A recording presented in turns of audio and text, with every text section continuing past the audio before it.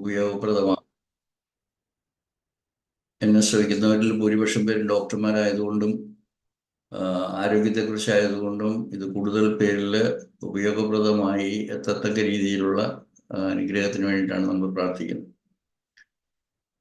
നമ്മുടെ ഗുരുക്കന്മാരായ doctor ഹാമറിനും doctor Samuel ഹാനിമാനും നന്ദിയും അഭിവാദ്യവും അർപ്പിച്ചുകൊണ്ട് നമുക്ക് തുടരാം. ഇന്നത്തെ ക്ലാസ് ഇങ്ങനെ തുടർന്നു പോകുന്നതിൻ്റെ കാരണം ഡോക്ടർ അനിത തന്നെയാണ്. അനിതയുടെ ശ്രമഫലമായിട്ടാണ് ഈ പ്ലാറ്റ്ഫോം നമുക്ക് കിട്ടിയിരിക്കുന്നത്. അത് ഓർഗനൈസ് ചെയ്യുന്ന കാര്യത്തിൽ അനിത വളരെയധികം ശ്രമിക്കുന്നുണ്ട്. അതുകൊണ്ട് അനിതയോട് ഭയങ്കര നന്ദിയോടുകൂടിയാണ് ഞാൻ ഉള്ളത്. ഡോക്ടർ പറഞ്ഞ പോലെ നമുക്ക് കുറച്ച് ക്ലാസ്സുകൾ നഷ്ടപ്പെട്ടു. ഇനി അത് നഷ്ടപ്പെടാതിരിക്കാനായിട്ട് ശ്രമിക്കാം. ഇങ്ങനെ അവിചാരിതമായിട്ട് കാരണങ്ങൾ കൊണ്ട് നമുക്ക് നഷ്ടമുണ്ടാകും. ഇവിടെ ആദ്യമായിട്ട് എന്നെ ശ്രമിക്കുന്നവർ അല്ലെങ്കിൽ ആദ്യമായിട്ടാണ് ഇന്നത്തെ ഈ ക്ലാസ്സിൽ പങ്കെടുക്കുന്നവർ എങ്കിൽ മനസ്സിലാക്കുക, ഇതൊരു ജർമ്മൻ ന്യൂ മെഡിസിൻ എന്ന് ലോകം മുഴുവൻ അറിയപ്പെടുന്നതും നമ്മൾ ജർമാനിക് ഹീലിംഗ് നോളജ് അല്ലെങ്കിൽ GHK എന്ന പേരിൽ പ്രചരിപ്പിക്കുന്നതുമായ ഡോക്ടർ ഹാമറിൻ്റെ റെക്കിയ ജെ ഹാമർ എന്ന ഒരു ജർമ്മൻ ഡോക്ടർ കണ്ടുപിടിച്ച ഏറ്റവും നവീനവും വിപ്ലവാത്മകവുമായ അറിവുകളാണ് ആരോഗ്യത്തെക്കുറിച്ച് നമ്മൾ പങ്കുവച്ചുകൊണ്ടിരിക്കുന്നത്. എൻ്റെ ഗുരുനാഥയും ഡോക്ടർ ഹാമറിൻ്റെ ഡയറക്റ്റ് ഡിസൈപ്പിളുമായ കാരോളിൻ മാർക്കലിൻ്റെ വെബ്സൈറ്റായ www.learninggnm.com ഇതാണ് നമ്മളുടെ വിദ്യാഭ്യാസത്തിനും പഠനത്തിനും ഒക്കെ നമ്മൾ അടിസ്ഥാനപരമായിട്ട് ഉപയോഗിക്കുന്നത്. കാരണം എൻ്റെ നിരീക്ഷണത്തിൽ ഏറ്റവും കൂടുതൽ സിസ്റ്റമാറ്റിക് ആയിട്ട് ഏറ്റവും നന്നായിട്ട് ഭംഗിയായിട്ട് വിശദീകരിച്ചത് നമുക്ക് മനസ്സിലാകുന്ന രീതിയിൽ ഡോക്ടർ ഹാമറിൻ്റെ സയൻസ് നമ്മളോട് പറഞ്ഞു തന്നിരിക്കുന്നതും കാരോളിൻ മർക്കോലിനാണ്. പിന്നെ അദ്ദേഹം എടുത്തിരിക്കുന്ന ആ ഒരു സ്കീമാണ് നമ്മൾ ഫോളോ ചെയ്യുന്നത്. അപ്പോൾ അതിൽ ഏറ്റവും പ്രധാനപ്പെട്ട 3 ഘട്ടങ്ങളായിട്ടുള്ളതാണ്. നമ്പർ 1 നമ്മൾ 5 ബയോളജിക്കൽ ലോസ് എന്ന് പറയും, laws of nature. 5 biological laws of nature ആണ് ജർമ്മൻ ന്യൂ മെഡിസിൻ അല്ലെങ്കിൽ GHK എന്ന് പറയുന്ന ഈ ശാസ്ത്രത്തിന്റെ ഏറ്റവും അടിസ്ഥാനപരമായ തത്വങ്ങൾ. അതാണ് അതിൻ്റെ 1ാമത്തെ ഘട്ടം. അത് പല ക്ലാസ്സുകളിലൂടെ നമ്മൾ എടുത്തു കഴിഞ്ഞിരിക്കുന്നു. പിന്നെ ഇപ്പോഴും അത് തുടരുന്നുണ്ട്. പ്രത്യേകിച്ച് അത് ഹോമിയോ ഡോക്ടർമാർക്ക് പ്രത്യേകിച്ച് ഉപയോഗപ്രദമാകത്തക്ക രീതിയിൽ ഡോക്ടർ ശശിധരൻ VM ഫ്രം പാല അതെല്ലാ വെള്ളിയാഴ്ചകളിലും തുടരുന്നുണ്ട്. കുറച്ച് ദിവസങ്ങൾ മുടങ്ങിയെങ്കിലും വീണ്ടും അത് നമ്മൾ മുടങ്ങാതിരിക്കാനായിട്ട് ശ്രമിക്കുകയാണ്. അപ്പോൾ അത് നിങ്ങൾ കൂടണം. നമുക്കൊരു ഒരു ഗ്രൂപ്പുണ്ട്, വാട്സപ്പ് ഗ്രൂപ്പുണ്ട്. അതിൽ മലയാളം വെബിനാർ എന്ന് പറയുന്നത്, അതിലേക്ക് കൂടുതൽ പേരെ നിങ്ങൾ പങ്കെടുപ്പിക്കുക. നമ്മുടെ ഇൻഫർമേഷൻസ് ഒക്കെ അതിൽ ഷെയർ ചെയ്യുന്നുണ്ട്. കൂടുതൽ പേർക്ക് ആ ലിങ്ക് അത് ജോയിൻ ചെയ്യാനുള്ള ലിങ്ക് കൊടുക്കുക. അതിലേക്ക് കൂടുതൽ പേരെ ആകർഷിക്കുക, വരുത്തുക. കൂടുതൽ പേരിൽ എത്തിക്കാനുള്ള ശ്രമത്തിന്റെ ഭാഗമായിട്ടാണ് നമ്മൾ ഇത് ചെയ്യുന്നത്. അതോടൊപ്പം നിങ്ങൾക്കറിയാവുന്ന പോലെ, പലർക്കും അറിയാവുന്ന പോലെ, ഒരു വളരെ നോമിനലായിട്ടുള്ള ഒരു തുക സ്വീകരിച്ചുകൊണ്ട് ഫീസായിട്ട് 1 വർഷത്തേക്കുള്ള മെമ്പർഷിപ്പ് നമ്മൾ കൊടുക്കുന്നുണ്ട്. വെറും 2000 രൂപയാണ്. അതിൻ്റെ GST കൂടെ കൂട്ടിയിട്ടാണ് നമ്മളിപ്പോൾ സ്വീകരിക്കുന്നത്. അതുകൊണ്ട് അതും നിങ്ങൾ മാക്സിമം ചേരണം. കാരണം അതിൽ എല്ലാ ബുധനാഴ്ചകളിൽ ഹോമിയോ ഡോക്ടേഴ്സിന് വേണ്ടി GHK based homoeopathy mastery course നടക്കുന്നുണ്ട്. എല്ലാ ഞായറാഴ്ചകളിലും ഇന്റർനാഷണൽ ആയിട്ടുള്ള ഫാക്കൽറ്റി ഉപയോഗിച്ചുകൊണ്ട് അല്ലെങ്കിൽ അവർ തരുന്ന ഇന്റർനാഷണൽ GHK ക്ലാസ്സുകൾ ഭംഗിയായിട്ട് നടക്കുന്നുണ്ട്. നമ്മളിപ്പോൾ GHKയുടെ 9ാം വാർഷികം, GHKയുടെ അല്ല, ഗ്ലോബൽ GHK എന്ന് പറഞ്ഞ് നമ്മൾ തുടങ്ങിയിരിക്കുന്ന ഒരു സംഘടനയുടെ, ഒരു കമ്മ്യൂണിറ്റിയുടെ ഒരു 9ാം വാർഷികം ആഘോഷിക്കുകയാണ്. നമ്മൾ 9 വർഷം വളരെ വിജയകരമായിട്ട് കവർ ചെയ്യുകയാണ്. അതിൻ്റെ ആഘോഷ പരിപാടികൾ നമ്മൾ നടത്തിക്കൊണ്ടിരിക്കുകയാണ്. നമ്മൾ പ്രീ റെക്കോർഡഡ് വീഡിയോസ് ഇൻവൈറ്റ് ചെയ്തിട്ടുണ്ട്. നിങ്ങൾക്കൊക്കെ നിങ്ങളുടെ അനുഭവങ്ങളും എക്സ്പീരിയൻസും ടെസ്റ്റിമോണിയൽസ് എല്ലാം നിങ്ങൾക്ക് പങ്കുവെക്കാം. നിങ്ങൾക്ക് വീഡിയോ ക്രിയേറ്റ് ചെയ്താൽ അത് സ്വീകരിക്കപ്പെടുന്ന വീഡിയോസ് ജാനുവരി 1-ാം തീയതി മുതൽ യൂട്യൂബിൽ പബ്ലിക്കിന് വേണ്ടിയിട്ട് അപ്ലോഡ് ചെയ്യുന്നതായിരിക്കും. അതുകൊണ്ട് എല്ലാവരെയും ഇത്രയും ഇൻട്രൊഡക്ഷൻ പറഞ്ഞുകൊണ്ട് ഒരിക്കൽ കൂടി സ്വാഗതം ചെയ്ത് നമ്മൾ ഇന്നത്തെ ടോപ്പിക്കിലേക്ക് പോകാം. ഇന്നത്തെ ടോപ്പിക് എന്ന് പറയുമ്പോൾ നമ്മൾ കുറേയേറെ ക്ലാസ്സുകൾ നമ്മുടെ ഈ ഹെഡ് ആൻഡ് നെക്കിലുള്ള ഏറ്റവും പ്രധാനപ്പെട്ട അവയവങ്ങളായിട്ടുള്ള കണ്ണ്, ചെവി, മ്യൂക്കസ് മൗത്ത്, നോസ്, സൈനസ്, ഇങ്ങനെയുള്ള തൈറോയിഡ്, തൈറോയിഡ് ആയിരുന്നു നമ്മൾ കഴിഞ്ഞ ദിവസം ചർച്ച ചെയ്ത വിഷയം.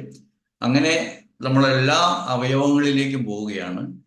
ഈ അവയവങ്ങളെക്കുറിച്ച് പഠിക്കുമ്പോൾ അത് ഓരോ അവയവത്തിലും ഡിഫറെൻ്റ് ആയിട്ടുള്ള ജെർമിനൽ ലെയേഴ്സിൽ നിന്ന് ഡിറൈവ് ചെയ്ത ടിഷ്യൂസ് ആണുള്ളത്.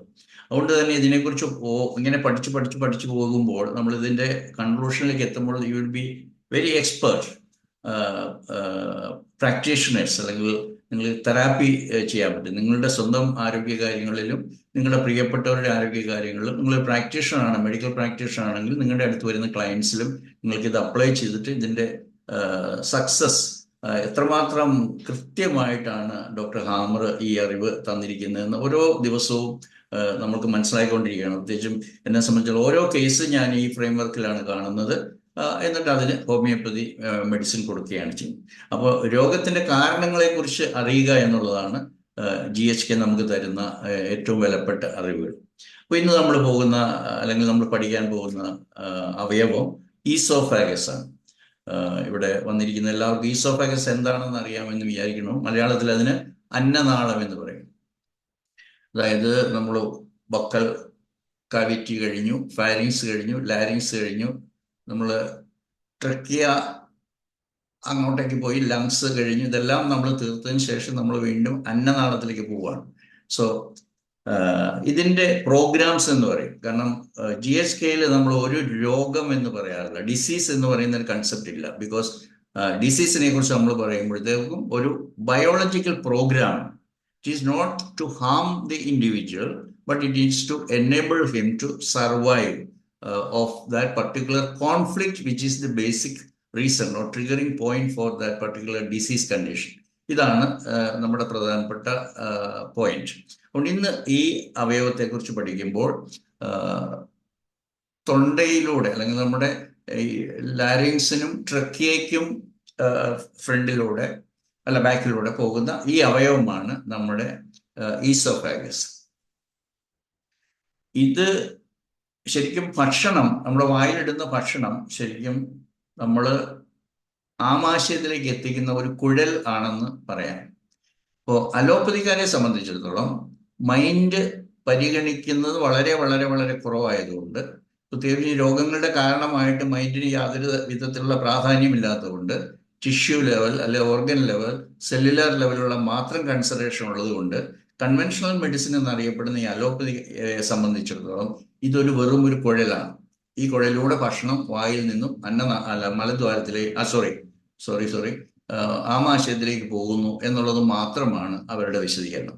അതിലുണ്ടാകുന്ന രോഗകാര്യങ്ങളെക്കുറിച്ച് പല പല പേരിൽ അറിയപ്പെടുന്നു. പക്ഷെ അതിൻ്റെ കാരണം എന്താണ് എന്ന് ഈ പറയുന്ന ശാസ്ത്രത്തിൽ, അല്ലെങ്കിൽ മോഡേൺ മെഡിസിൻ എന്ന് പറയുന്ന ആധുനിക വൈദ്യശാസ്ത്രം എന്നൊക്കെ പറയുന്ന കൺവെൻഷണൽ മെഡിസിന് യാതൊരു വിധത്തിലുള്ള എക്സ്പ്ലനേഷനും ഇല്ല എന്നുള്ളതാണ് നമ്മുടെ GHK understanding of oesophagus related ആയിട്ടുള്ള പ്രോഗ്രാംസിനെ കുറിച്ച് പഠിക്കും നമ്മൾ ഏറ്റവും പ്രധാനപ്പെട്ട ഒരു വ്യത്യാസമായിട്ട് നമ്മൾ മനസ്സിൽ കരുതുന്നത്.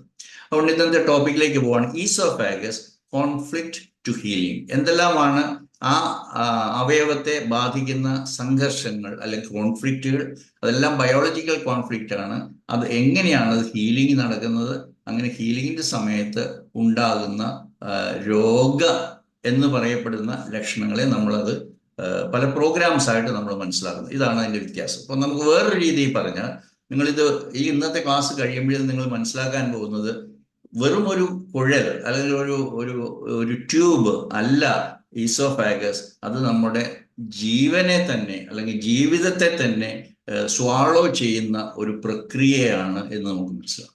അപ്പൊ ജീവിതം എന്ന് പറഞ്ഞാൽ ഭക്ഷണം മാത്രമല്ല, അതൊരു ഹ്യൂമൻ നേച്ചറിൽ നമുക്ക് ഭക്ഷണത്തിന്റെ പകരമായിട്ട് അല്ലെങ്കിൽ ഭക്ഷണത്തെ കുറിച്ച് സ്വാളോ ചെയ്യുന്ന അവയവം എന്നുള്ളതിൻ്റെ അപ്പുറം അതുക്കും മേലെ നമ്മൾ മനസ്സിലാക്കേണ്ടതെന്ന് വെച്ചാൽ നമ്മുടെ ജീവിതത്തിൽ തന്നെ ഉണ്ടാകുന്ന പല പല പല സംഘർഷങ്ങളെയും നമ്മളൊരു ഫിഗറേറ്റീവ് വേയിൽ സ്വാളോ ചെയ്യുക, വിഴുങ്ങുക എന്നുള്ള ആ ഒരു പ്രക്രിയയാണ് ഈസോഫാഗസ് ചെയ്യുന്നതെന്ന് മനസ്സിലാക്കുമ്പോഴാണ് നമുക്കിതിൻ്റെ യഥാർത്ഥത്തിലുള്ള പ്രാധാന്യവും അതെങ്ങനെ നമ്മൾ രോഗാവസ്ഥ എന്ന് പറയപ്പെടുന്ന അവസ്ഥകളിൽ നമ്മൾ എങ്ങനെ അപ്ലൈ ചെയ്യണമെന്ന് പഠിക്കുന്നു. എനിക്ക് എൻ്റെ ഇൻട്രൊഡക്ഷൻ നിങ്ങൾക്ക് മനസ്സിലായി എന്ന് വിചാരിക്കും. അത് വെറും ഒരു കുഴലല്ല, ഭക്ഷണം വിഴുങ്ങുന്ന അല്ലെ ഭക്ഷണം കടന്നു പോകുന്ന വായിൽ നിന്നും ആമാശയത്തിലേക്ക് എത്തിക്കുന്ന ഒരു കുഴലല്ല എന്നുള്ളതാണ് നമ്മൾ മനസ്സിലാക്കേണ്ട ഏറ്റവും പ്രധാനപ്പെട്ട കാര്യം. അപ്പോൾ this is all about understanding the special biological programmes of swallowing. അപ്പൊ സ്വാളോയിങ് എന്ന് പറഞ്ഞാൽ വിഴുങ്ങൽ എന്ന പ്രക്രിയയാണ് ശരിക്കും നമ്മുടെ ട്രാൻസ്ലേഷൻ കിട്ടുന്നതെങ്കിലും that is all about a swallowing of life. ജീവിതത്തെ നമ്മൾ എങ്ങനെ സ്വീകരിക്കുന്നു, ജീവിതത്തെ എങ്ങനെ ഉൾക്കൊള്ളുന്നു എന്നുള്ള വളരെ വിശാലമായിട്ടുള്ള അറിവുകളും വിശാലമായിട്ടുള്ള അർത്ഥങ്ങളും ഉള്ള ഒരു കാര്യമാണ്. അപ്പോൾ ഞാൻ ഒന്നുകൂടെ പറയുകയാണ്, കൺവെൻഷണൽ മെഡിസിനിൽ ഇത് വെറും ഒരു ജീവനുള്ളത് തന്നെ, പക്ഷെ അതിൽ പ്രത്യേകിച്ച് ഫങ്ഷൻസും ഒക്കെ പറയുന്നുണ്ട്, അനാറ്റമി പറയുന്നുണ്ട്, അല്ലെങ്കിൽ ഫിസിയോളജി പറയുന്നുണ്ട്, പക്ഷെ പത്തോളജിയും പറയുന്നുണ്ട്. പക്ഷേ എന്തുകൊണ്ട് എന്നുള്ള ചോദ്യത്തിന് ഉത്തരം കിട്ടുന്നില്ല എന്നുള്ളതാണ് നിങ്ങളുടെ എല്ലാവരുടെയും മനസ്സിൽ ഉണ്ടായിരിക്കേണ്ട ഏറ്റവും പ്രധാനപ്പെട്ട ഒരു കാര്യം.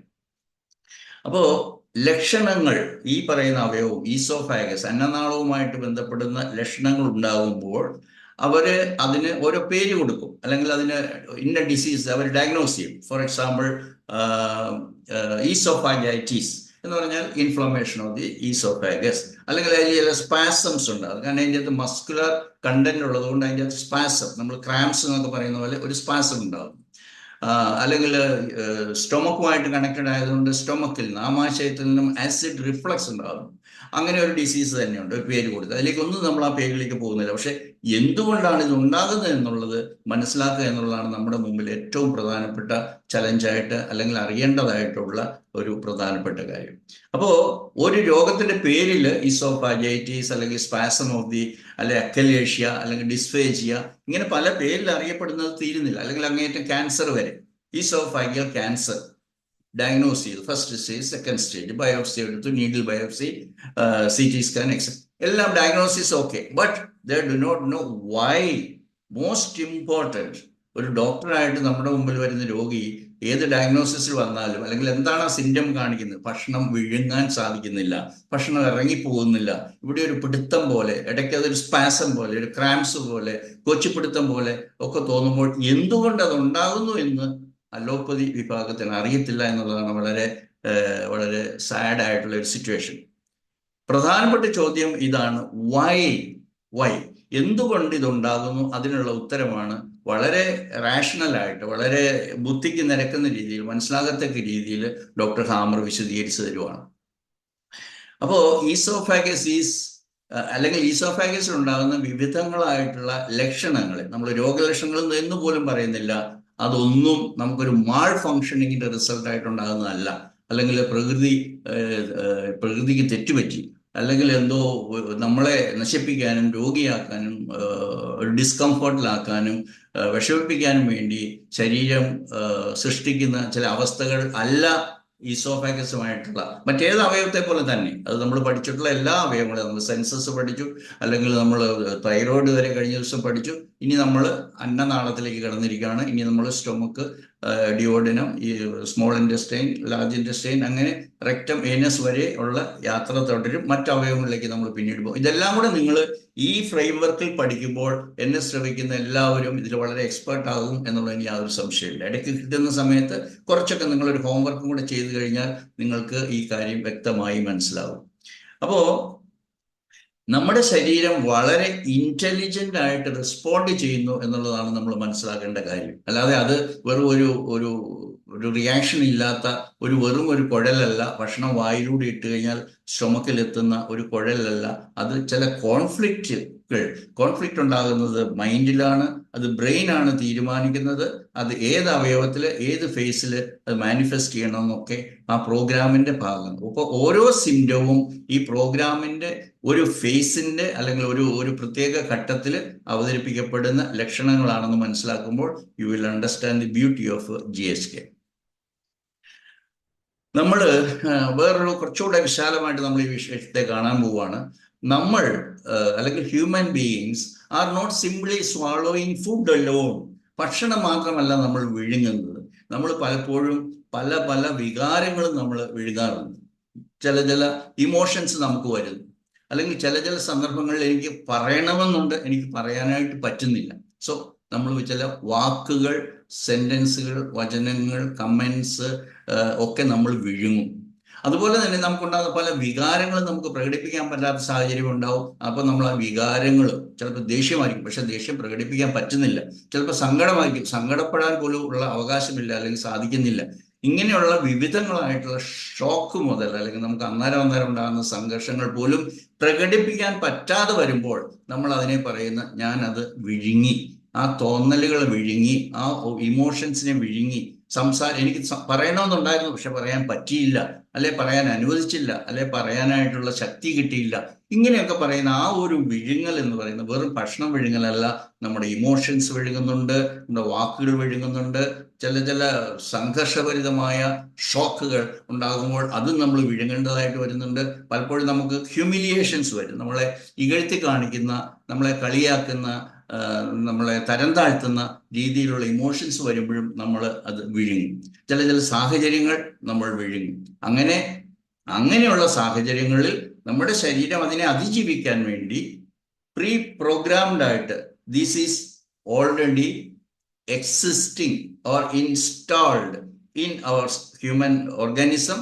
അതാണ് ദെൻ ആൻഡ് ദെയർ കറണ്ട് ആയിട്ടുള്ള അല്ലെങ്കിൽ ആ ഒരു ഇമ്മീഡിയറ്റ് ആയിട്ടുള്ള ഏത് പ്രോഗ്രാമാണ് സ്റ്റാർട്ട് ചെയ്യേണ്ടത് എന്നുള്ളതിനനുസരിച്ചിട്ട് നമുക്ക് പ്രോഗ്രാം സ്റ്റാർട്ട് ചെയ്യുകയാണ്, അല്ലെങ്കിൽ കിക്ക് സ്റ്റാർട്ട് ചെയ്യുകയാണ്. അതാണ് so called disease according to conventional medicine, but according to us it is a biological programme. We call SBS അല്ലെങ്കിൽ സ്പെഷ്യൽ ബയോളജിക്കൽ പ്രോഗ്രാം. ഇത് നിങ്ങൾ മനസ്സിലാക്കണം. അത് നമ്മൾ ഇനി അങ്ങോട്ടേക്ക് പോകുന്ന എല്ലാ രോഗം എന്ന് പറയുന്നത് എല്ലാ അവയവങ്ങളെ കുറിച്ച് പഠിക്കുമ്പോഴും ഇത് തന്നെയായിരിക്കും അതിന്റെ ഫ്രെയിം വർക്ക്. ഈ ഫ്രെയിം വർക്കിലാണ് നമ്മൾ കാര്യങ്ങൾ പഠിക്കുന്നത്. അല്ലെങ്കിൽ വീണ്ടും പറയുവാണെങ്കിൽ നമ്മൾ കൃത്യമായിട്ട് കാണാൻ പോവുകയാണ് ഈസോഫാഗസ് എന്ന് പറയുന്ന അന്നനാളത്തിലെ ഓരോ ലക്ഷണങ്ങളെയും ഏത് ട്രിഗറിങ് ആയിട്ടുള്ള ഏത് കാരണം കൊണ്ടാണ് അത് ഉണ്ടാകുന്നത് എന്നുള്ളതാണ് നമ്മൾ ഇന്ന് പഠിക്കാനായിട്ട് പോകുന്നത്. അപ്പോൾ ഏത് പ്രോഗ്രാമാണ് സ്റ്റാർട്ട് ചെയ്യേണ്ടത്, അല്ലെങ്കിൽ ഏത് പ്രോഗ്രാമാണ് റൺ ചെയ്യേണ്ടത്, അല്ലെങ്കിൽ ഏത് പ്രോഗ്രാം ട്രിഗർ ചെയ്യപ്പെടണം എന്ന് തീരുമാനിക്കുന്നത് the nature of the conflict ആണ്. ഞാൻ പല കോൺഫ്ലിക്റ്റെ പറഞ്ഞു. It's all about A swallowing. Swallowing is not only the food also can be. എന്നെ ശ്രമിക്കുന്ന എല്ലാവരും ഓർക്കേണ്ട ഒരു കാര്യം എന്താണെന്ന് വെച്ച് കഴിഞ്ഞാൽ, സ്വാളോ ചെയ്യുക എന്ന് പറഞ്ഞു കഴിഞ്ഞാൽ നമ്മുടെ ഫുഡ് സ്വാളോ ചെയ്യുന്ന പോലെ തന്നെ ആണ് ശരീരത്തെ സംബന്ധിച്ചാൽ, സൈക്കിയെ സംബന്ധിച്ചിടത്തോളം നമ്മൾ ചില വികാരങ്ങൾ വിഴുങ്ങുന്നു, പ്രകടിപ്പിക്കണമെന്ന് തോന്നുന്ന ചില കാര്യങ്ങൾ, പ്രതികരിക്കണമെന്ന് തോന്നുന്ന കാര്യങ്ങൾ, ഇൻജസ്റ്റിസ് കാണുമ്പോൾ അതിനെതിരെ ശബ്ദമുയർത്തണമെന്ന് തോന്നുന്ന കാര്യങ്ങൾ, ഇങ്ങനെയുള്ളതെല്ലാം നമ്മൾ വിഴുങ്ങേണ്ടതായിട്ട് വരുന്ന സാഹചര്യങ്ങളിൽ അഫക്റ്റ് ചെയ്യപ്പെടുന്ന ഒരു അവയവമാണ് ഈസോഫാഗസ് എന്ന് തൽക്കാലം മനസ്സിലാക്കുക. ഏത് ടിഷ്യൂവിനെ, കാരണം നമ്മൾ മുന്നോട്ട് പോകുമ്പോൾ പഠിക്കും, ഈസോഫാഗസ് എന്ന് പറഞ്ഞാൽ ഒരു സിംഗിൾ ടിഷ്യൂ അല്ല. ഇപ്പൊ സ്കിൻ പോലെ അല്ലെങ്കിൽ സ്കിന്നിന് തന്നെ 2 ലെയർ ഉണ്ട്. അതുപോലെ ഒരു സിംഗിൾ അല്ല, അതിൽ തന്നെ എല്ലാ ജെർമിനൽ ലെയേഴ്സും ഇൻവോൾവ് ആണ്. അതിനനുസരിച്ച് പ്രോഗ്രാംസ് ഡിഫറെന്റ് ആണ്. അതുകൊണ്ട് ഏത് ടിഷ്യൂ ആണ് അഫക്റ്റഡ് ആയത് എന്ന് തീരുമാനിക്കുന്നത് എങ്ങനെയാണ് ഈ പ്രത്യേക കോൺഫ്ലിക്റ്റ് റെസ്പോൺസ് ശരീരം ചെയ്യുന്നത് എന്നുള്ളതിനെ ആശ്രയിച്ചിട്ടാണ്. നമ്മൾ ഇന്ന കോൺഫ്ലിക്റ്റ് ഉണ്ടായാൽ ഇന്നത് സംഭവിക്കും എന്ന് GSKയിൽ പറയുന്നില്ല. ഇന്നത് സംഭവിച്ചാൽ അതിന്റെ കോൺഫ്ലിക്റ്റ് ഇതാണ്. അതായത് വി ആർ ട്രാക്കിംഗ് ബാക്ക്, അല്ലെങ്കിൽ ട്രേസ് ബാക്ക്, അല്ലെങ്കിൽ ബാക്ക് ട്രാക്ക്. ഇത് ചെയ്യുമ്പോഴാണ് നമ്മൾ അവസാനം ബ്രെയിനിലും പിന്നെ അവസാനം നമ്മൾ കോൺഫ്ലിക്റ്റിലും എത്തിപ്പോകുന്നത്. ഇത് നിങ്ങൾ മറന്നേക്കരുത്. അപ്പോൾ ഏത് ഫേസിലാണ് ഈ രോഗിയുള്ളത്, കോൺഫ്ലിക്റ്റ് ആക്റ്റീവ് ഫേസ്, ഇതൊന്നും ഞാൻ റിപ്പീറ്റ് ചെയ്യുന്നില്ല. There are 2 phases, conflict active phase, conflict healing phase, അല്ലെങ്കിൽ റിപ്പയറിംഗ് ഫേസ്. അതിന്റെ മിഡിൽ ഭാഗത്തോ അവസാനിക്കുന്നതിന് മുമ്പായിട്ടാണ് എപ്പിലെപ്റ്റോഡ് ക്രൈസിസ് എന്ന് പറയുന്നത്. ഇതൊക്കെ എന്നെ ശ്രമിച്ചുകൊണ്ടിരിക്കുന്നവർക്ക് ഏതാണ്ട് കാണാതെ അറിയാവുണ്ട്. അതൊന്നും ഞാൻ വീണ്ടും റിപ്പീറ്റ് ചെയ്തിട്ട് ഞാൻ സമയം കളയുന്നില്ല. അപ്പോൾ ചുരുക്കം ഇതാണ്, ഈസോഫാഗൈറ്റിസ് അല്ലെങ്കിൽ ഈസോഫേഗൽ ക്യാൻസർ അല്ലെങ്കിൽ ഡിസ്ഫേജിയ, അല്ലെങ്കിൽ ഒത്തിരി രോഗങ്ങളും, സ്പാസം, ഇതൊക്കെ വിത്തൗട്ട് എനി എക്സ്പ്ലനേഷൻ ആണ് conventional medicine. But we are having very rational explanation given to the world by Dr. Hammer. അതുകൊണ്ട് അതൊരു റാൻഡം മാനിഫെസ്റ്റേഷൻ ഓഫ് സിംറ്റംസ് അല്ല. വെറുതെ എക്സ്റേ എടുത്തു അല്ലെങ്കിൽ CT സ്കാൻ എടുത്തു, നോക്കിയപ്പോൾ അന്നനാളം ചുരുങ്ങിയിരിക്കുന്നു, അല്ലെങ്കിൽ അന്നനാളം ഇൻഫ്ലെയിംഡ് ആണ്, അല്ലെങ്കിൽ അന്നനാളത്തിൽ ക്യാൻസർ ഉണ്ട്, ഗ്രോത്ത് ഉണ്ട്, അങ്ങനെ റാൻഡം ആയിട്ട് വിത്തൗട്ട് എനി റീസൺ ആയിട്ടുള്ള ഒരു സംഭവമല്ല. അതിനെല്ലാം കൃത്യമായിട്ടുള്ള വളരെ സ്പെസിഫിക് ആയിട്ടുള്ള കോസേഷൻ ഉണ്ട് എന്ന് പറയുന്നതാണ് നമ്മൾ പഠിക്കുന്ന ശാസ്ത്രം. അപ്പോൾ നമ്മൾ കുറച്ച് ഡീപ്പായിട്ട് പോയിക്കൊണ്ടിരിക്കുകയാണ്. അപ്പോൾ this is not a simple random ആയിട്ട് ഒരു ഇമോഷൻ ഒന്നും ഇല്ലാത്ത, ഇമോഷൻ മാനിഫെസ്റ്റ് ചെയ്യാത്ത ഒരു അവയവമല്ല. അത് റാൻഡമായിട്ട് കാണിക്കുന്ന കുറേ ലക്ഷണങ്ങളുമല്ല. അതുകൊണ്ട് ഇതൊരു ബയോളജിക്കൽ ട്യൂബ് എന്നാണ് GSK വിളിക്കുന്നത്. ഒരു ബയോളജിക്കൽ ട്യൂബാണ്. കാരണം അവിടെ കാണിക്കുന്ന എല്ലാത്തിനും ഒരു ബയോളജിക്കൽ പർപ്പസ് ഉണ്ട്, ബയോളജിക്കൽ റീസൺ ഉണ്ട്. അങ്ങനെ മാത്രമാണ് അത് ചെയ്യുന്നത്. It is not a simply transporting പർപ്പസിന് വേണ്ടിയുള്ള ഒരു ട്യൂബല്ല. വായിലിടുന്ന ഭക്ഷണം നേരെ സ്റ്റൊമക്കിലേക്ക് പോകുന്നു, ഇല്ല. ആ പ്രോസസ്സിൽ നമ്മൾ കണ്ടു, വായിൽ നമ്മൾ ഒത്തിരി ഫിൽട്ടർ ചെയ്യും, സ്ക്രീൻ ചെയ്യും. അത് കൊള്ളാവുന്നതാണോ അതനുസരിച്ചാണ് വായിലെ പ്രോഗ്രാംസ്, നാവ്, മ്യൂക്കസ് മെമ്പറൈൻ, നമ്മൾ ടോൺസിൽസ്, ഇതെല്ലാം ഫിറ്റ് ചെയ്തിരിക്കുകയാണ് in order to verify this is okay for my system. അങ്ങനെയാണ് അത് കടത്തിവിടുന്നത്. പക്ഷെ കടന്നുപോയി ഈ തൊണ്ടയിലേക്ക് കടന്ന് ഈസോഫാഗസിലേക്ക് എൻട്രി ചെയ്താൽ പോലും വീണ്ടും there are steps where we can restrict. We can മാത്രമല്ല, we may be forced to restrict. അങ്ങനെയാണ് സിംറ്റംസ് ഉണ്ടാകുന്നതെന്ന് മനസ്സിലാക്കുമ്പോഴാണ് അതിൻ്റെ ബ്യൂട്ടി മനസ്സിലാകുന്നത്. ചിലത് നമ്മൾ പറയും, ഞാൻ തൊണ്ടയ്ക്ക് പിടിച്ചുപോയി, പിടിച്ചതുപോലെ തോന്നി, പിടിച്ചിരിക്കുന്നതായിട്ട് തോന്നി, അല്ലെങ്കിൽ ഞാൻ തൊണ്ടയ്ക്ക് കൈകൊണ്ട് പിടിച്ചുപോയി, അല്ലെങ്കിൽ ആരോ എന്നെ ഞെക്കി പിടിച്ച പോലെ തോന്നി.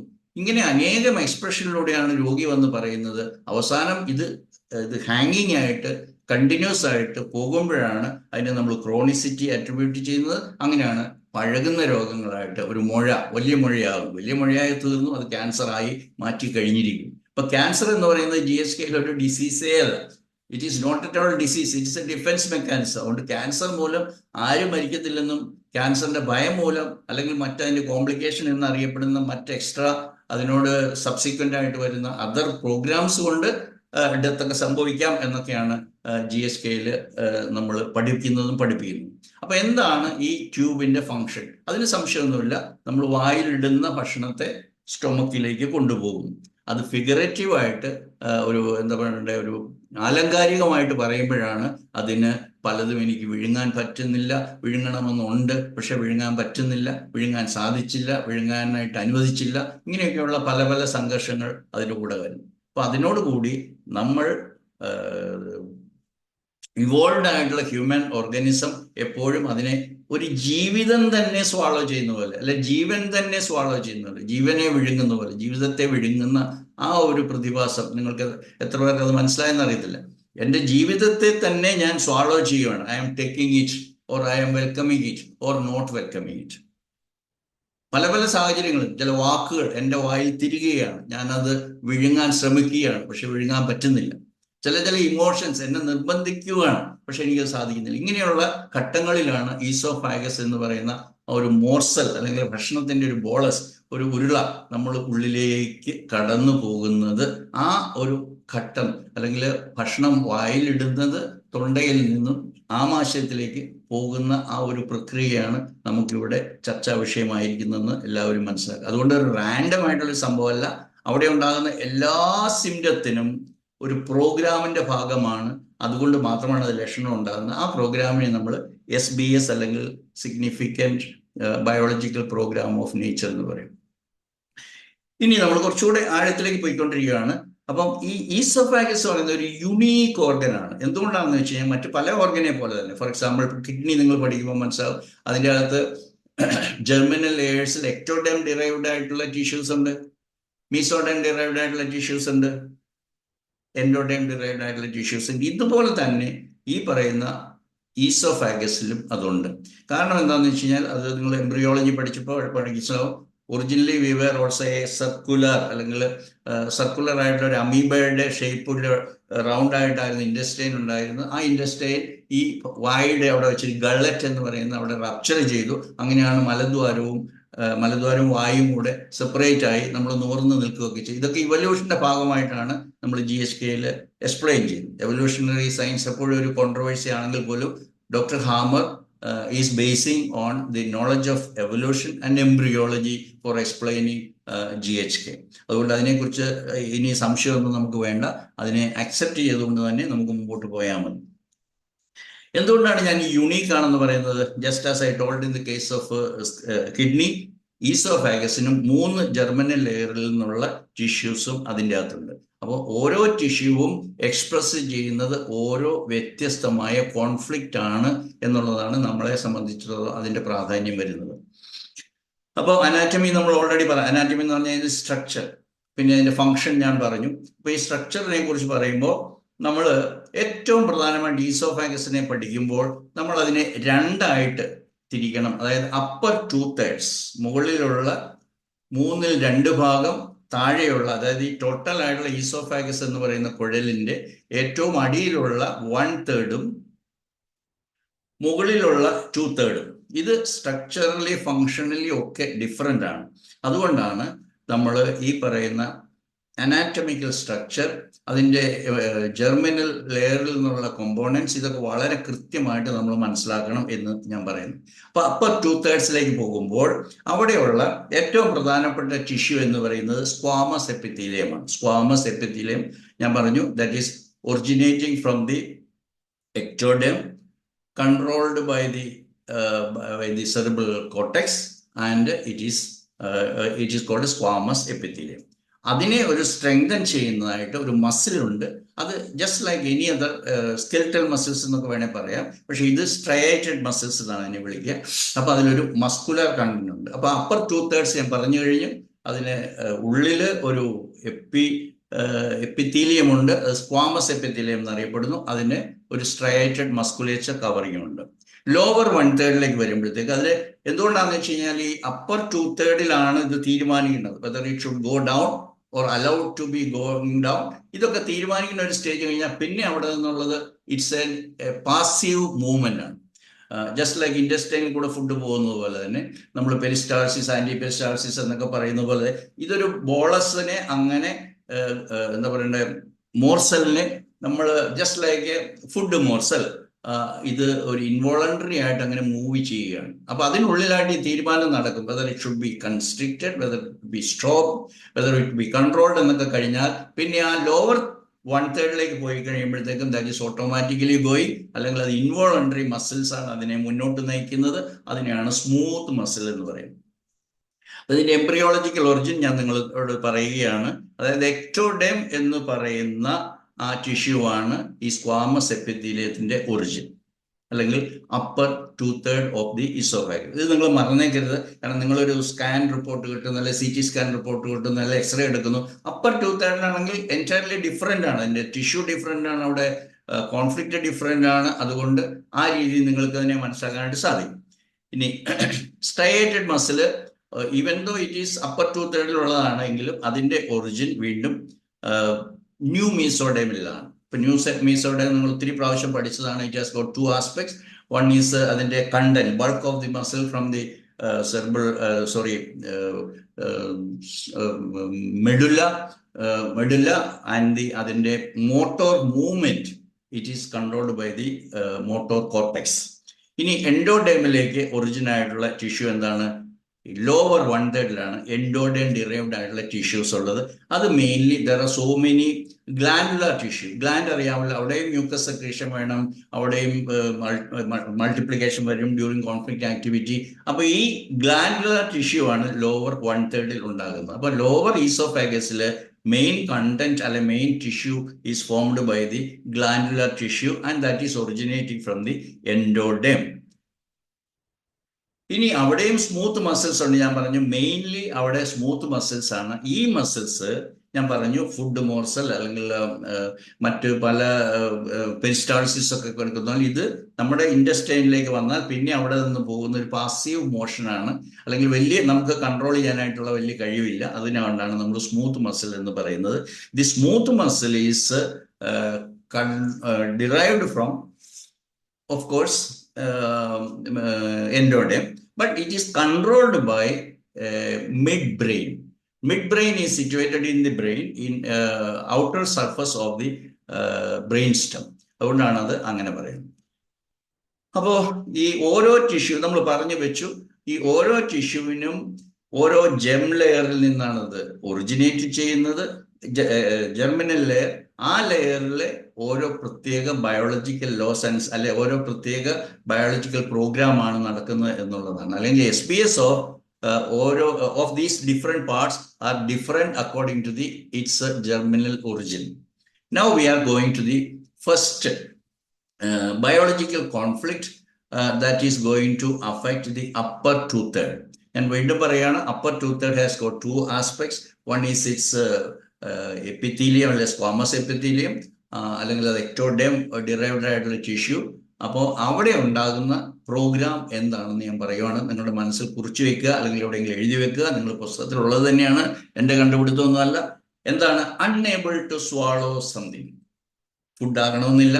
It can be a morsel, something I am not able to swallow, unable to swallow something. അല്ലെങ്കിൽ I am forced to swallow something against my pleasure, against my desire, against my liking. അതുകൊണ്ട് എന്താണ്? It's an unpleasant issue which I am forced to swallow. I hope you understood. One is I am unable to swallow, or I am forced to swallow against my desire. എല്ലാ നമ്മൾ മൂക്കിലായാലും കണ്ണിലായാലും വായിലാണേലും I like something taste, അത് എനിക്ക് ഇഷ്ടമല്ല. ഈ രണ്ട് കാര്യങ്ങളിലാണ് എല്ലാം. നമ്മുടെ ഒരു ബയോളജിക്കൽ എൻറ്റിറ്റി ആയതുകൊണ്ട് we are exposed to the outside and we are always checking whether it is good or not. It's all about the food നെ കുറിച്ച് പറയുമ്പോൾ the same way human organism അല്ലെങ്കിൽ നമ്മുടെ സിസ്റ്റം തന്നെ അങ്ങനെയാണ്. ഈ സിസ്റ്റം, നമ്മുടെ human organism is not at all able to differentiate the two types of conflicts. അതായത് ഫുഡ് പോലെ തന്നെയാണ് നമ്മളൊരു ഇഷ്യൂവിനെ നമ്മൾ കൺസിഡർ ചെയ്യുന്നത്. അത് നമ്മൾ അങ്ങോട്ട് പോകുമ്പോൾ ഇനിയും മനസ്സിലാവും. I am not able to swallow, I am not able to digest, I am not able to excrete. ഇങ്ങനെയൊക്കെയുള്ള സംഗതികൾ വരുമ്പോഴും അത് it need not be food, it need not be digested waste material or stool, it can be some issues. അതാണ് നമ്മൾ മനസ്സിലാക്കേണ്ടത്. ഇത് മനസ്സിലാക്കാതെ നമ്മൾ രോഗികളിൽ നിന്നും നമുക്ക് കാര്യങ്ങൾ, നമ്മൾ സാധാരണ എല്ലാവരും ചോദിക്കുന്നത് നിങ്ങൾ എന്താ കഴിച്ചത്, എന്താണ് നിങ്ങൾ കഴിക്കുമ്പോൾ പിടിക്കുക, അല്ല, അതൊന്നും ആകണമെന്നില്ല. The reason can be entirely different. അപ്പോൾ എനിക്കത് ഉൾക്കൊള്ളാൻ പറ്റിയില്ല, അല്ലെങ്കിൽ എനിക്കത് വിഴുങ്ങാൻ സാധിച്ചില്ല എന്ന് പറയുന്ന ഒരു കാര്യം, അല്ലെങ്കിൽ എന്നെ കൊണ്ട് നിർബന്ധിച്ച് ഫോഴ്സ് ചെയ്ത് വിഴുങ്ങിച്ചു, ഉൾക്കൊള്ളിച്ചു എന്ന് പറയുന്നിടത്താണ് അത് വരുന്നത്. അപ്പോൾ അതിൽ ഒരു ഇമോഷണൽ കണ്ടന്റ് ഉണ്ട്, ഇമോഷണൽ ആസ്പെക്റ്റ് ഉണ്ട്. അത് വെർബൽ ആയിരിക്കാൻ, ചിലപ്പം ഒരു വാക്ക് എനിക്ക് പറയാൻ പറ്റിയില്ല, പക്ഷെ എന്നെ കൊണ്ട് വായിൽ അത് തിരികെ കയറ്റി, എന്നെ കൊണ്ട് അത് സംസാരിപ്പിച്ചു, അതെനിക്ക് ഇഷ്ടമില്ലായിരുന്നു, അല്ലെങ്കിൽ എനിക്ക് പറയാനുള്ളതല്ല ഞാൻ പറയേണ്ട വന്നത്. ഇങ്ങനെയൊക്കെയുള്ള ആ ഒരു സമ്മർദ്ദത്തിന്റെ ഫലമായിട്ടുണ്ടാകുന്ന ലക്ഷണങ്ങളാണ് നമ്മൾ ഈസോഫാഗസിൽ ഉണ്ടാകുന്നതെന്ന് മനസ്സിലാക്കുക.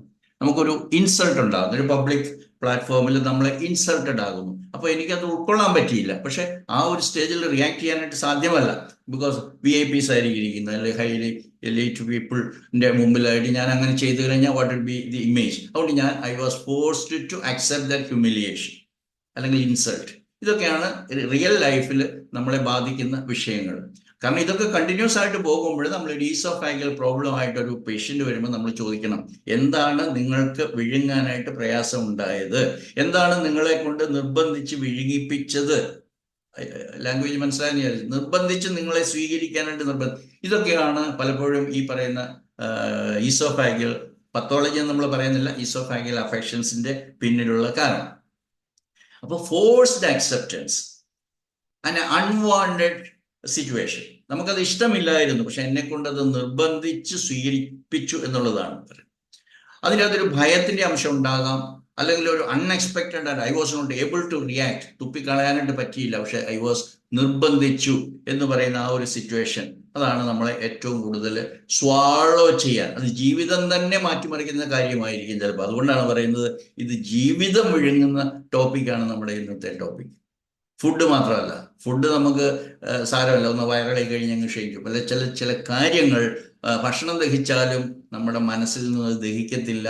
അങ്ങനെ ദഹനത്തിലേക്ക് കടക്കുന്നതിന് മുമ്പേ ആ ഒരു ഇത് വേണ്ടായിരുന്നു എന്ന് പറയുന്ന, അല്ലെങ്കിൽ ഇത് എന്നോട് വേണ്ടായിരുന്നു, അല്ലെങ്കിൽ എനിക്കത് റിയാക്ട് ചെയ്യാൻ പറ്റിയില്ല, so I was forced to accept this insult, this humiliation എന്നുള്ളതാണ് ഈസോഫാഗസിൽ ഉണ്ടാകുന്ന എല്ലാ രോഗങ്ങളുടെയും പിന്നിലുള്ള കാര്യം. ഇപ്പോൾ ഫോഴ്സ്ഡ് ആയിട്ടുള്ള ഒരു ഫിയർ ഡ്രിവൺ ആയിട്ടുള്ള, ഫിയർ ലേഡൻ ആയിട്ടുള്ള, ഷോക്ക്ഡ് ആയിട്ടുള്ള ഒരു സ്വാളോയിങ് എക്സ്പീരിയൻസ് ആണ് ഈസോഫാഗസിനെ ബാധിക്കുന്നതെന്ന് മനസ്സിലാക്കുക. ഇനി അതിൻ്റെ ഈ പ്രോഗ്രാമിനെ കുറിച്ച് വിശദീകരിക്കുമ്പോൾ നമ്മൾ ഏത് ലക്ഷണമാണ് ഉണ്ടാകുന്നത് എന്നുള്ളത് എങ്ങനെയാണ് മനസ്സിലാക്കുന്നത്, ഏത് സ്റ്റേജിലാണ് ഈ രോഗിയുള്ളത് എന്നുള്ളതിനെ മനസ്സിലാക്കേണ്ടത്.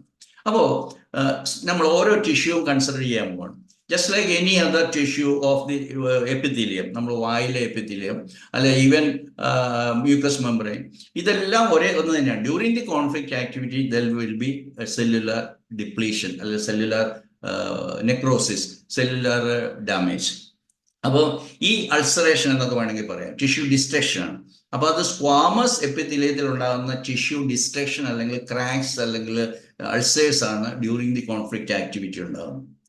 അപ്പോൾ ഈ സമയത്ത് വളരെ മൈക്രോ ആയതുകൊണ്ട്, വളരെ ചെറുതായതുകൊണ്ട്, നോട്ടീസബിൾ അല്ലാത്തതുകൊണ്ട്, അതിനെക്കുറിച്ച് ചിന്തിക്കാനുള്ള സമയമില്ലാത്തതുകൊണ്ട് ദിസ് യൂഷ്വലി ഗോ അൺനോട്ടീസ്ഡ്.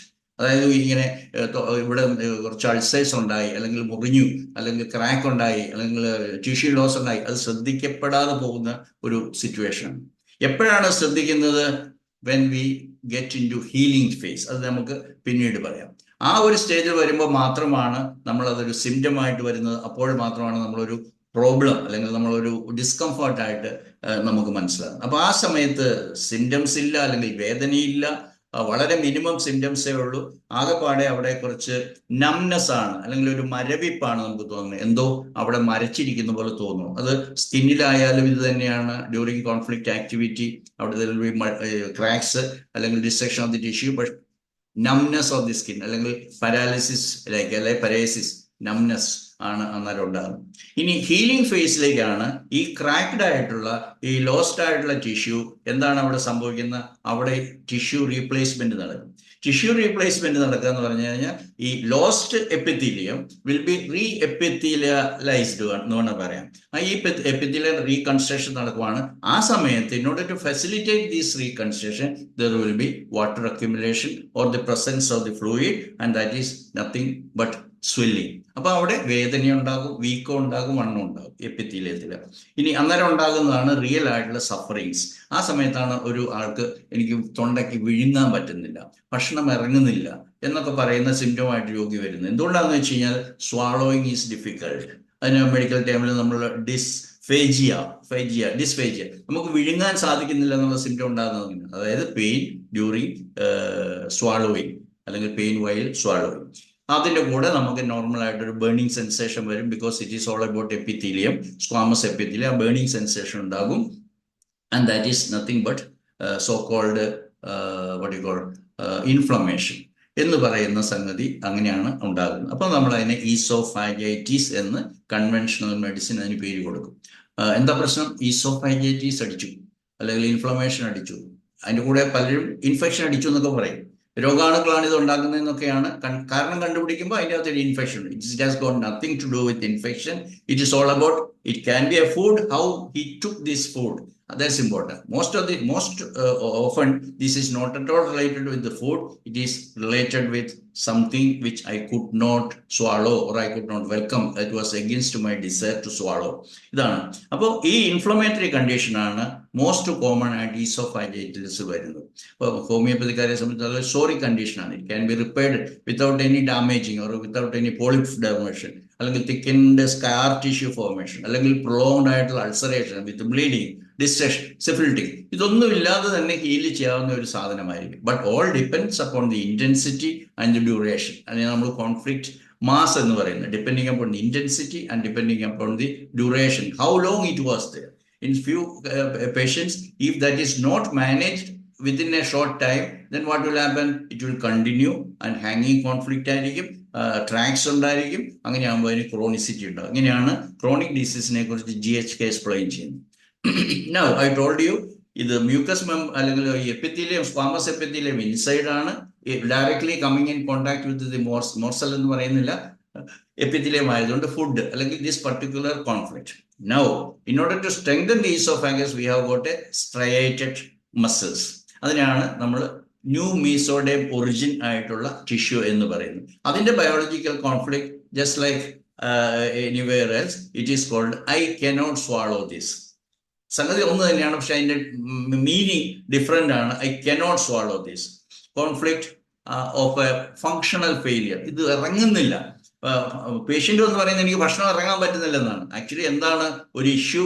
ഇറങ്ങാൻ പറ്റുന്നില്ല, അല്ലെങ്കിൽ ഇഷ്യൂ എനിക്ക് വിഴുങ്ങാൻ സാധിച്ചില്ല എന്നൊക്കെയാണ് അതിൻ്റെ എക്സ്പ്ലനേഷൻ ഉള്ളത്. അത് മനസ്സിലായാൽ മാത്രമേ ഒരു ഹോമിയോപ്പതി ഡോക്ടർക്ക് റിയൽ ആയിട്ടുള്ള എസെൻഷ്യൽ ആയിട്ടുള്ള എസെൻസിലേക്ക് ചെന്ന് അതിന്റെ കൃത്യമായിട്ട് നമുക്ക് അതിന്റെ കോൺഫ്ലിക്റ്റ് കണ്ടെടുത്ത് അതിന് കണക്കായിട്ടുള്ള മെഡിസിനിലേക്കൊക്കെ എത്തിക്കാനായിട്ട് സാധിക്കുന്നത്. അപ്പോൾ ഇവിടെ ഒരു കോൺഫ്ലിക്റ്റ് ഓഫ് ഫങ്ഷണൽ ഫെയിലിയർ ആണ് സംഭവിക്കുന്നത്. ഇത് നമ്മൾ 2 ഘട്ടമായിട്ട് കാണണം. ഡ്യൂറിങ് ദി കോൺഫ്ലിക്റ്റ് ആക്ടിവിറ്റി, ഇത് മസിലാണ്, അതുകൊണ്ട് എന്താണ് സംഭവിക്കുന്നത്? During conflict activity there will B muscular weakness. During the അല്ലെങ്കിൽ അതിനെ നമ്മൾ പാരാലിസിസ് എന്ന് പറയാം. അതായത് there is A palsy, there is A paralysis, അത് ഈസോഫാഗസ് പാരലൈസ്ഡ് ആയി, അല്ലെങ്കിൽ അത് ആ രീതിയിലുള്ള പാരാലിസിസ് എന്നൊക്കെ പറയും. അപ്പൊ എന്താണ് സംഭവിക്കുക? ഭക്ഷണം ഇറങ്ങുന്നില്ല, കാരണം അവിടെ ഒരു ആക്ടിവിറ്റി ഇല്ല, ഒരു മോട്ടോർ ആക്ടിവിറ്റി ഇല്ല. അവിടെ tissue, mass of the tissue destroyed, അല്ലെങ്കിൽ അത് ഇത് വന്നിരിക്കുന്നു, ടിഷ്യൂ കുറവ് വന്നിരിക്കുന്നു, mass bulk of the muscles. അപ്പോൾ അത് ഡിഫിക്കൽട്ടി ഇൻ സ്വാളോയിങ്, അല്ലെങ്കിൽ നമുക്ക് വേണമെങ്കിൽ പറയാം അവിടെ നിന്ന് തുടങ്ങുന്ന സ്ഥലമാണ്. upper 2/3 is the place from where the food starts to enter into the esophagus and finally reaching the stomach. അതുകൊണ്ട് ഫുഡ് ഇനീഷ്യേറ്റ് ചെയ്യുന്ന, സ്വാളോ ചെയ്യുന്ന ആ ഒരു പ്രോസസ്സിനെ മൊത്തത്തിൽ കരുതുവാണ്. അത് ഇനീഷ്യേറ്റ് ചെയ്യുന്ന, തുടങ്ങുന്ന, സ്റ്റാർട്ട് ചെയ്യുന്ന ആ ഭാഗത്ത് ഒരു വീക്ക്നെസ് ആണെന്നൊക്കെ നമ്മൾ കണ്ടുപിടിക്കും. ഒരു പാരാലിസിസ് ആയിരുന്നു. ബട്ട് വാട്ട് ഈസ് ഹാപ്പനിങ് എന്ന്, ഏത് ടിഷ്യൂ ആണെന്നുള്ളത് കൺവെൻഷണൽ മെഡിസിൻ പീപ്പിളിന് അറിയത്തില്ല. ഇതാണ് നമുക്ക് വളരെയധികം സ്കോപ്പുള്ള, അല്ലെങ്കിൽ നമുക്ക് മനസ്സിലാക്കേണ്ട, അല്ലെങ്കിൽ അത്യാവശ്യം അറിഞ്ഞിരിക്കേണ്ട ഒരു ഭാഗം. അപ്പോൾ ഡ്യൂറിങ് ദി ഹീലിംഗ് ഫേസിൽ എന്ത് സംഭവിക്കും? അവിടെ പാരലൈസ്ഡ് ആയിട്ടുള്ള ടിഷ്യൂ റിപ്പയർഡ് ആകും. പാരലൈസ്ഡ് ആണ്, അതായത് ടിഷ്യൂ ഡിസ്ട്രക്ഷൻ വരുന്നില്ല unless it is prolonged and നമ്മുടെ ഫുഡ് കുറയുന്നു, സെൽഫ് ഡീവാലുവേഷൻ വരുന്നു. അങ്ങനെയൊക്കെയുള്ള സമയത്താണ് ഈ മസിലിന് in addition to this paralysis there will be tissue damage, അല്ലെങ്കിൽ ഡിസ്ട്രക്ഷൻ വരും, സെൽഫ് ഡീവാലുവേഷൻ വരുന്നു. അപ്പൊ ഇവിടെ immediately during the healing phase the paralysed tissue will be repaired and will be strengthened. അല്ലെങ്കിൽ ഡ്യൂറിങ് ദി ഇത് മീസോഡിയം ഡിറൈവേറ്റീവ് ആയതുകൊണ്ട്, muscle ആയതുകൊണ്ട്, its biological function is happening during the healing phase. ആ healing ഫേസിൽ എന്താണ് സംഭവിക്കുന്നത്? ആ പാരലൈസ്ഡ് ആയിട്ടുള്ള ടിഷ്യൂ റിപ്പയറിങ്ങിന് വിധേയനാകുന്നു. അങ്ങനെയാകുമ്പോൾ മോർ സ്ട്രോങ് ആകുന്നു, സ്ട്രെങ്തൻഡ് ആകുന്നു. ഇതാണ് ഇതിന്റെ അവിടെ നടക്കുന്നത്. അപ്പൊ ആ during this process paralysis followed by strengthening, അവിടെയാണ് നമ്മൾ നെഗറ്റീവ് എന്ന് പറയുന്ന പല പല സിംറ്റംസ് ഉണ്ടാകുന്നത്. അതെന്തൊക്കെയാണ്? നമുക്ക് അവിടെ വേദന ഉണ്ടാവും, ഒരു കൊച്ചിപ്പിടുത്തം. It is not the squamous എപ്പിത്തീലിയത്തിൽ ഉണ്ടാകുന്ന വേദന, ഇൻഫ്ലമേഷൻ, പെയിൻ അല്ല. ഇത് വേറൊരു വേദനയാണ്. ആ വേദന പോസിറ്റീവാണ്. It has to be welcomed. അതിന് നമുക്ക് സ്പാസം എന്ന് പറയാം, ഈസോഫേഗിയൽ സ്പാസം, അല്ലെങ്കിൽ ഒരു പിടുത്തം, ഒരു ടൈറ്റനിങ് സെൻസേഷൻ എന്നൊക്കെ പറയുന്നത്. അത് that will go off by itself, അല്ലെങ്കിൽ അതിന് നമുക്കൊരു heaviness feeling of the upper part of the oesophagus എന്ന് പറയാം. ഇതിനെയൊക്കെയാണ് കൺവെൻഷണൽ മെഡിസിൻ ഈസോഫാഗിയൽ സ്പാസം, എന്നിട്ട് ബേരിയം സ്വാളോ ഒക്കെ എടുത്തിട്ട് നമ്മൾ പറയാം അവിടെ ഒരു സ്പാസം ഉണ്ട്, അവിടെ ഒരു ടിഷ്യൂ കൺസ്ട്രിക്റ്റഡ് ആണ്, ക്രാംസ് ഉണ്ട്, സ്പാസം ഉണ്ട് എന്നൊക്കെ പറഞ്ഞിട്ട് നമുക്ക് പല പല ആശയങ്ങളും നമ്മളോട് പറയുന്നത്. അപ്പോൾ അവർ പറയും ഇറ്റ്സ് എ ഡിസ്ഫേജിയ. നമുക്കറിയാം ഡിസ്ഫേജിയ ആണ്. അപ്പൊ അവിടെ എന്താണ് ഡിസ്ഫേജിയയ്ക്ക്? അവിടെ ഒരു ഗ്രോത്ത് കാണാനില്ല. അതുകൊണ്ട് ഒരു ടിഷ്യൂയിൽ വരുന്നതിനെ അവര് ഫങ്ഷണൽ ഡിസ്ഫേജിയ എന്ന് പറയും. ഫങ്ഷണൽ ഡിസ്ഫേജിയ നമുക്കറിയാം ഇറ്റ്സ് ഫങ്ഷണൽ, അല്ലെങ്കിൽ it will be automatically repaired provided we stop the inflow or further triggering of the conflict. എങ്കിൽ മാത്രമേ നിൽക്കത്തുള്ളൂ. ഇല്ലെങ്കിൽ it will go on for a prolonged period and it will end in other total malnutrition, difficulty to swallow food, etc., etc. Now we are coming to the lower 1/3. This lower 1/3 is very important due to many reasons. Tissue ഞാൻ already പറഞ്ഞു, it is having the tissue is derived from the smooth muscle without a striated muscle. A smooth muscle originating from the endoderm, controlled by the midbrain, that is a part of the brain. Of course it is considered to be a part of the brainstem, but it is outside or above the brainstem, midbrain. അപ്പോൾ ഇവിടുത്തെ biological conflict of the lower 1/3, അതിന് 2 ഭാഗങ്ങളായിട്ട് നമുക്ക് പറയാം. One is the smooth muscle, the other is the glandular part. അവിടെ gland എന്ന് പറയുമ്പോൾ തന്നെ അവിടെയുള്ള സെക്രീഷൻസ്, അല്ലെങ്കിൽ പ്രൊഡക്ഷൻ ഓഫ് ദി മ്യൂക്കസ്, ഇങ്ങനെയുള്ള കാര്യങ്ങളെല്ലാം ചെയ്യുന്ന അതിനെയാണ് നമ്മൾ ഗ്ലാൻഡ്സ് എന്ന് പറയുന്നത്, ഗ്ലാൻഡുലർ ടിഷ്യൂ. അതാണ് അവിടുത്തെ എൻഡോഡേം ഡിറൈവ്ഡ് ആയിട്ടുള്ള ടിഷ്യൂ.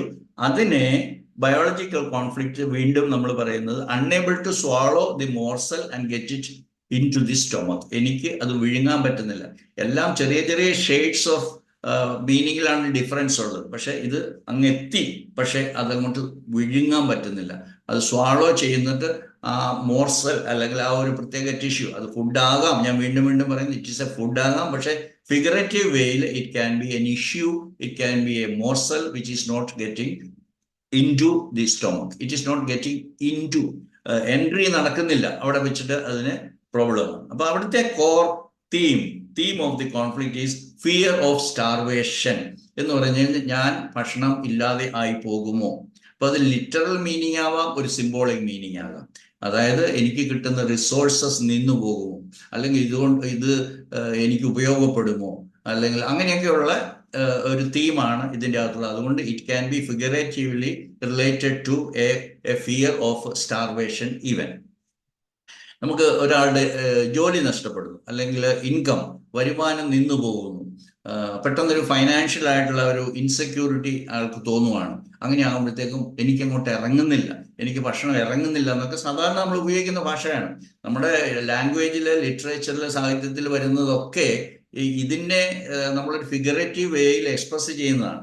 അത് പലപ്പോഴും ഒരു വിദ്യാഭ്യാസം ഇല്ലാത്ത ഒരു അമ്മയായിരിക്കും, ഒരു വീട്ടുകാരത്തി ആയിരിക്കും, ഒരു സ്ത്രീ ആയിരിക്കും പറയുന്നത് എനിക്കത് ഉൾക്കൊള്ളാൻ പറ്റുന്നില്ല, എനിക്കത് വിഴുങ്ങാൻ പറ്റുന്നില്ല. നമ്മൾ വയറ്റിലേക്ക്, സ്റ്റൊമക്കിലേക്ക് പോകുമ്പോൾ നമ്മൾ എനിക്കത് ദഹിക്കുന്നില്ല, എനിക്കത് എന്നൊക്കെ പറയുന്ന വികാരങ്ങൾ അല്ലെങ്കിൽ എക്സ്പ്രഷൻസ് ഒക്കെ വരുന്നു.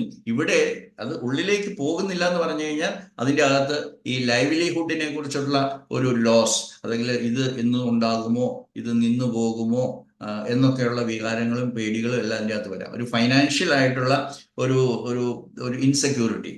അത് വേറൊരു രീതിയിൽ പറഞ്ഞു കഴിഞ്ഞാൽ ഒരു ഇമോഷണൽ ആയിട്ടുള്ള ഡിപ്രൈവേഷനും അതിന് കാരണമാകാം. എന്താണ് ഈ ഇമോഷണൽ ഡിപ്രൈവേഷൻ?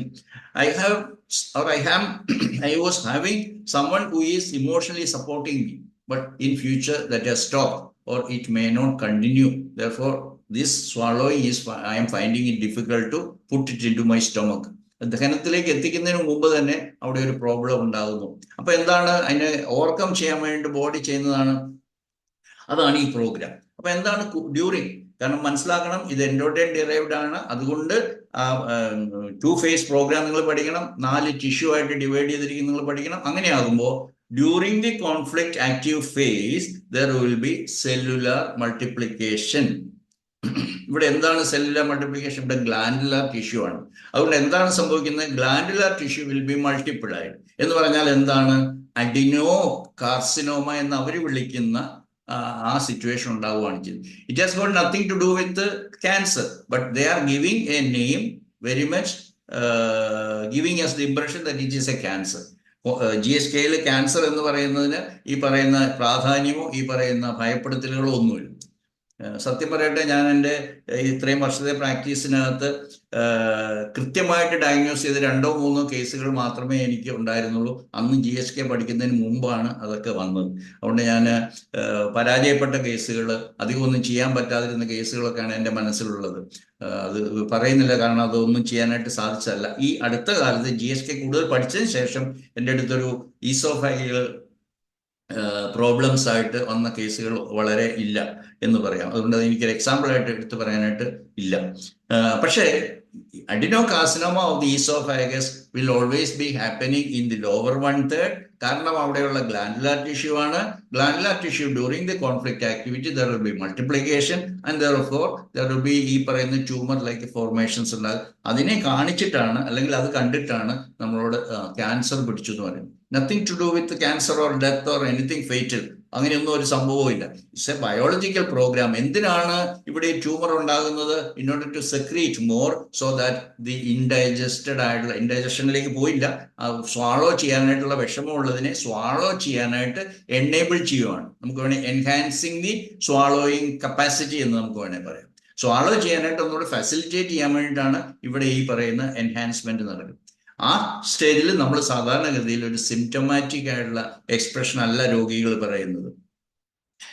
ഇനി ഹീലിംഗ് ഫേസിൽ എന്താണ് സംഭവിക്കുന്നത്? ഇവിടെയാണ് കൂടുതൽ സിംറ്റംസ് ഉണ്ടാകുന്നത്. അപ്പൊ ഈ ഹീലിംഗ് ഫേസിൽ നമ്മൾ പറയുന്നത് പോലെ എൻഡോഡേം ഡിറൈവ്ഡ് ആയിട്ടുള്ള ടിഷ്യൂ ആയതുകൊണ്ട് during healing phase Either these tumors should be dissolved or resolved or taken away, removed from that particular tissue by two of the microbes. അല്ലെങ്കിൽ ആ കാറ്റഗറിയിൽ വരുന്നതിന് ഒന്ന് മൈക്രോബാക്ടീരിയ ട്യൂബർക്കുലോസിസ് ഇൻവോൾവ്മെന്റ്, അത് നമ്മുടെ ബോഡിയിൽ തന്നെയുള്ളതാണ്, അല്ലാതെ പുറത്തുനിന്ന് വരുന്നതല്ല. അതിനകത്ത് ട്യൂബർക്കുലർ ബാസിലസ് പ്രസൻസ് ഉണ്ടെങ്കിൽ ട്യൂബർക്കുലോസിസ് പിടിച്ചു എന്ന് നമ്മൾ GHK പറയേണ്ട. കാരണം ട്യൂബർക്കുലർ ഇൻഫെക്ഷൻ എന്ന് പറയുമ്പോൾ പുറത്തുകൂടി ഇങ്ങനെ പറന്ന് നടക്കുന്ന ഭീകരമായിട്ടുള്ള അണുക്കൾ ഈ പർട്ടിക്കുലർ രോഗിയിൽ മാത്രം 5 മാസം മുമ്പ് 8 മാസം മുമ്പ് കയറി പിടിച്ച് അയാളെ രോഗിയാക്കി കീഴ്പ്പെടുത്തി രോഗിയാക്കി കൊന്നു എന്നൊക്കെയാണ് കൺവെൻഷണൽ മെഡിസിൻ പറയുന്നത്. അതല്ല സത്യമെന്ന് നമ്മൾ മനസ്സിലാക്കുക.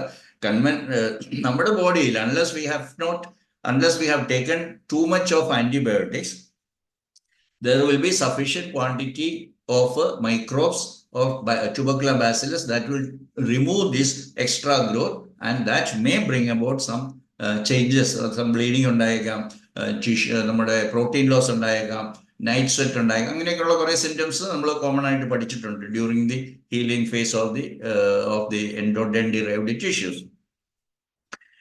അപ്പോ ഇവിടെ ഈ സമയത്തും ഈ പെയിൻ ഒക്കെ ഉണ്ടാവാം. But it is not that burning pain, that inflammatory pain, but it is a healing pain. നമ്മളത് മനസ്സിലാക്കി കഴിഞ്ഞാൽ നമുക്ക് we can go with the nature, allow the patient to have a clear-cut understanding over the process and ask the patient to take rest with the nature.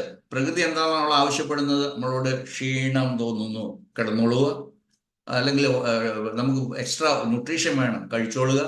അങ്ങനെ നമ്മളുടെ അത് overcome ചെയ്യാനായിട്ട് കുറച്ച് ദിവസം എടുത്തിട്ട് പ്രകൃതിയോട് കൂടി റെസ്റ്റ് എടുത്തു കഴിഞ്ഞാൽ നമുക്ക് അതിനെ ഓവർകം ചെയ്യാനായിട്ട് നമുക്ക് സാധിക്കും.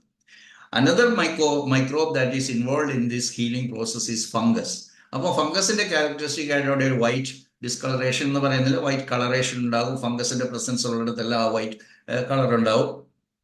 ട്യൂബർക്കുലർ ബാസിലസിന്റെ ഭാഗത്ത് അവിടെ ഒരു ടിഷ്യൂ ഡിസ്ട്രക്ഷൻ വരും, ബ്ലീഡിങ് ഉണ്ടായേക്കാം, നൈറ്റ് ടെമ്പറേച്ചർ റൈസ് ഉണ്ടായേക്കാം, വീക്ക്നെസ് ഉണ്ടായേക്കാം, നൈറ്റ് സ്വെറ്റ് ഉണ്ടായേക്കാം, നമ്മുടെ ആൽബുമിൻ ലോസ് ആൽബുമിൻ ലോസ് വന്നേക്കാം. therefore protein has to be replaced. ഇതൊക്കെ ഡോക്ടർ ഹാമർ വളരെ വിശദമായിട്ട് പറഞ്ഞിട്ടുണ്ട്. wherever this healing phase is happening, there will be presence of the fluid and therefore so called inflammatory changes എല്ലാം ഉണ്ടാവും. When the patient is having a left alone feeling, forsaken feeling, the kidneys will be acting so that more of the fluid will be brought to that area which is getting healed. അതുകൊണ്ട് അവിടെ inflammatory എന്ന് നമ്മൾ വിളിക്കുന്ന swelling ഉണ്ടാവും, അല്ലെങ്കിൽ നമ്മൾ അതിനെ syndrome എന്നാണ് GHK വിളിക്കുന്നത്. It is due to the activity of the kidney. There will be more of accumulation of the fluid at particular path which is getting healed. അപ്പോൾ പെയിൻ ഉണ്ടാകും, അന്നേരവും നമുക്ക് ഡിഫിക്കൽട്ടി സ്വാലോയിങ് ഉണ്ടാകും.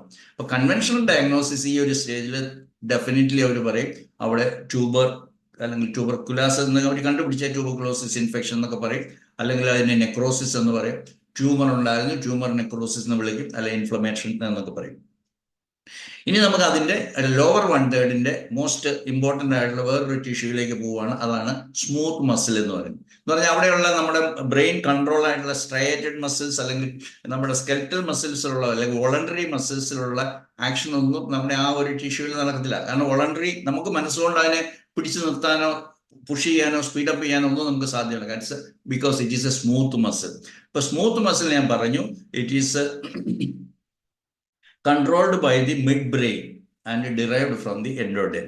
അപ്പൊ അവിടുത്തെ കോൺഫ്ലിക്റ്റ് എന്താണെന്ന് വെച്ച് കഴിഞ്ഞാൽ I can't push the morsel down. അവിടെ വരുമ്പോഴത്തേക്ക് നമ്മൾ സ്മൂത്ത് മസിൽ, അപ്പൊ അതിന് മോർസൽ എന്നാണ് പറയുന്നത്. It is A portion of the meal എന്നാണ് അതിന്റെ അർത്ഥം. എങ്കിലും നമ്മുടെ ഒരു ഇഷ്യൂ, ഒരു പ്രശ്നമാണ് നമുക്ക് നമ്മുടെ ഉള്ളിലേക്ക് തള്ളിവിടാനായിട്ട് നമുക്ക് സാധിക്കുന്നില്ല എന്നുള്ള കോൺഫ്ലിക്റ്റ് ഒക്കെ വരുന്നു.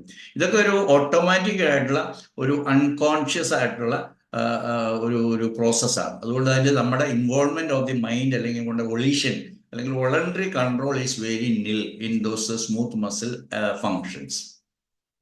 ഇറ്റ്സ് എൻ ഓട്ടോമാറ്റിക് ഫങ്ഷൻ, അല്ലെങ്കിൽ ഒരു അൺകോൺഷ്യസ് ആയിട്ടുള്ള ഇറ്റ്സ് ബയോളജിക്കൽ കോൺഫ്ലിക്റ്റ് ആണ്.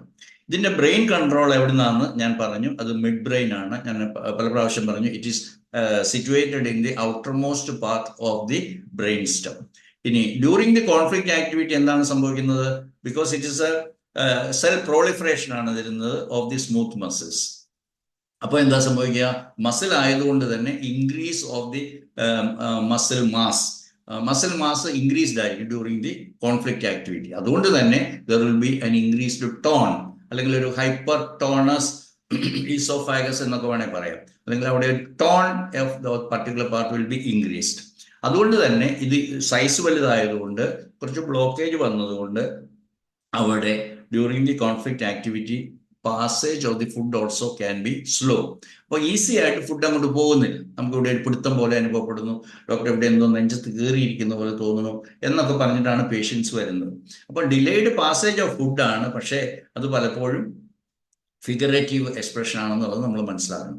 ഇനി നമ്മൾ ഹീലിംഗ് ഫേസിലേക്ക് പോവാണ്. എന്താണ് ഹീലിംഗ് ഫേസ്? അപ്പോൾ ആ ഒരു പിടുത്തം എന്ന് പറയുന്നത് റിലാക്സ് ചെയ്തു സ്മൂത്ത് മസിൽസ് ആണ്. അതുകൊണ്ട് ആ increased bulk of the smooth muscles is getting relax. അപ്പോൾ എന്ത് പറ്റും?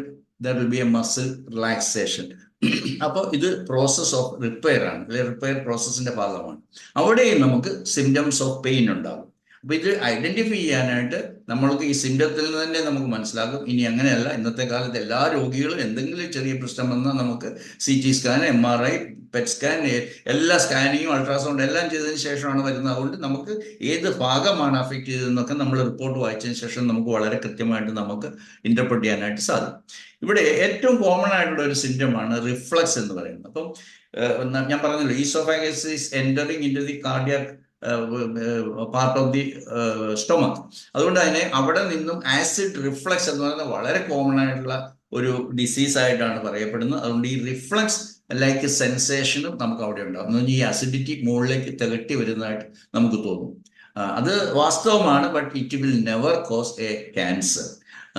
പക്ഷേ കൺവെൻഷണൽ മെഡിസിനെ സംബന്ധിച്ചിടത്തോളം this is one of the important reason for the cancer of the lower part of the, അല്ലെങ്കിൽ cardiac junction between oesophagus and the stomach. അവിടെ ഉണ്ടാകുന്ന ഏത് ഗ്രോത്തിനും ഇങ്ങനെയാണ് അവർ വിശദീകരിക്കുന്നത്. ഇനി what happens during the healing phase? Just like in all the cases there will be an epileptoid crisis. അവിടെ ഒരു സ്പാസം, ലൈക്ക് സ്മൂത്ത് മസിൽസിലാണെങ്കിൽ പോലും ഒരു സ്പാസം അവിടെ നമുക്ക് ഫീൽ ചെയ്യും. ഇതിനെയാണ് നമ്മൾ എക്കലേഷ്യ കാർഡിയ എന്ന് പറയുന്നത്. എക്കലേഷ്യ എന്ന് പറഞ്ഞാൽ സ്പാസമാണ്. That happens in the lower distal end of the esophagus, or in the beginning part of the or cardiac end of the stomach. അല്ലെങ്കിൽ നമ്മൾ മോട്ടിലിറ്റി ഡിസോർഡേഴ്സ് എന്നൊക്കെ പറയും.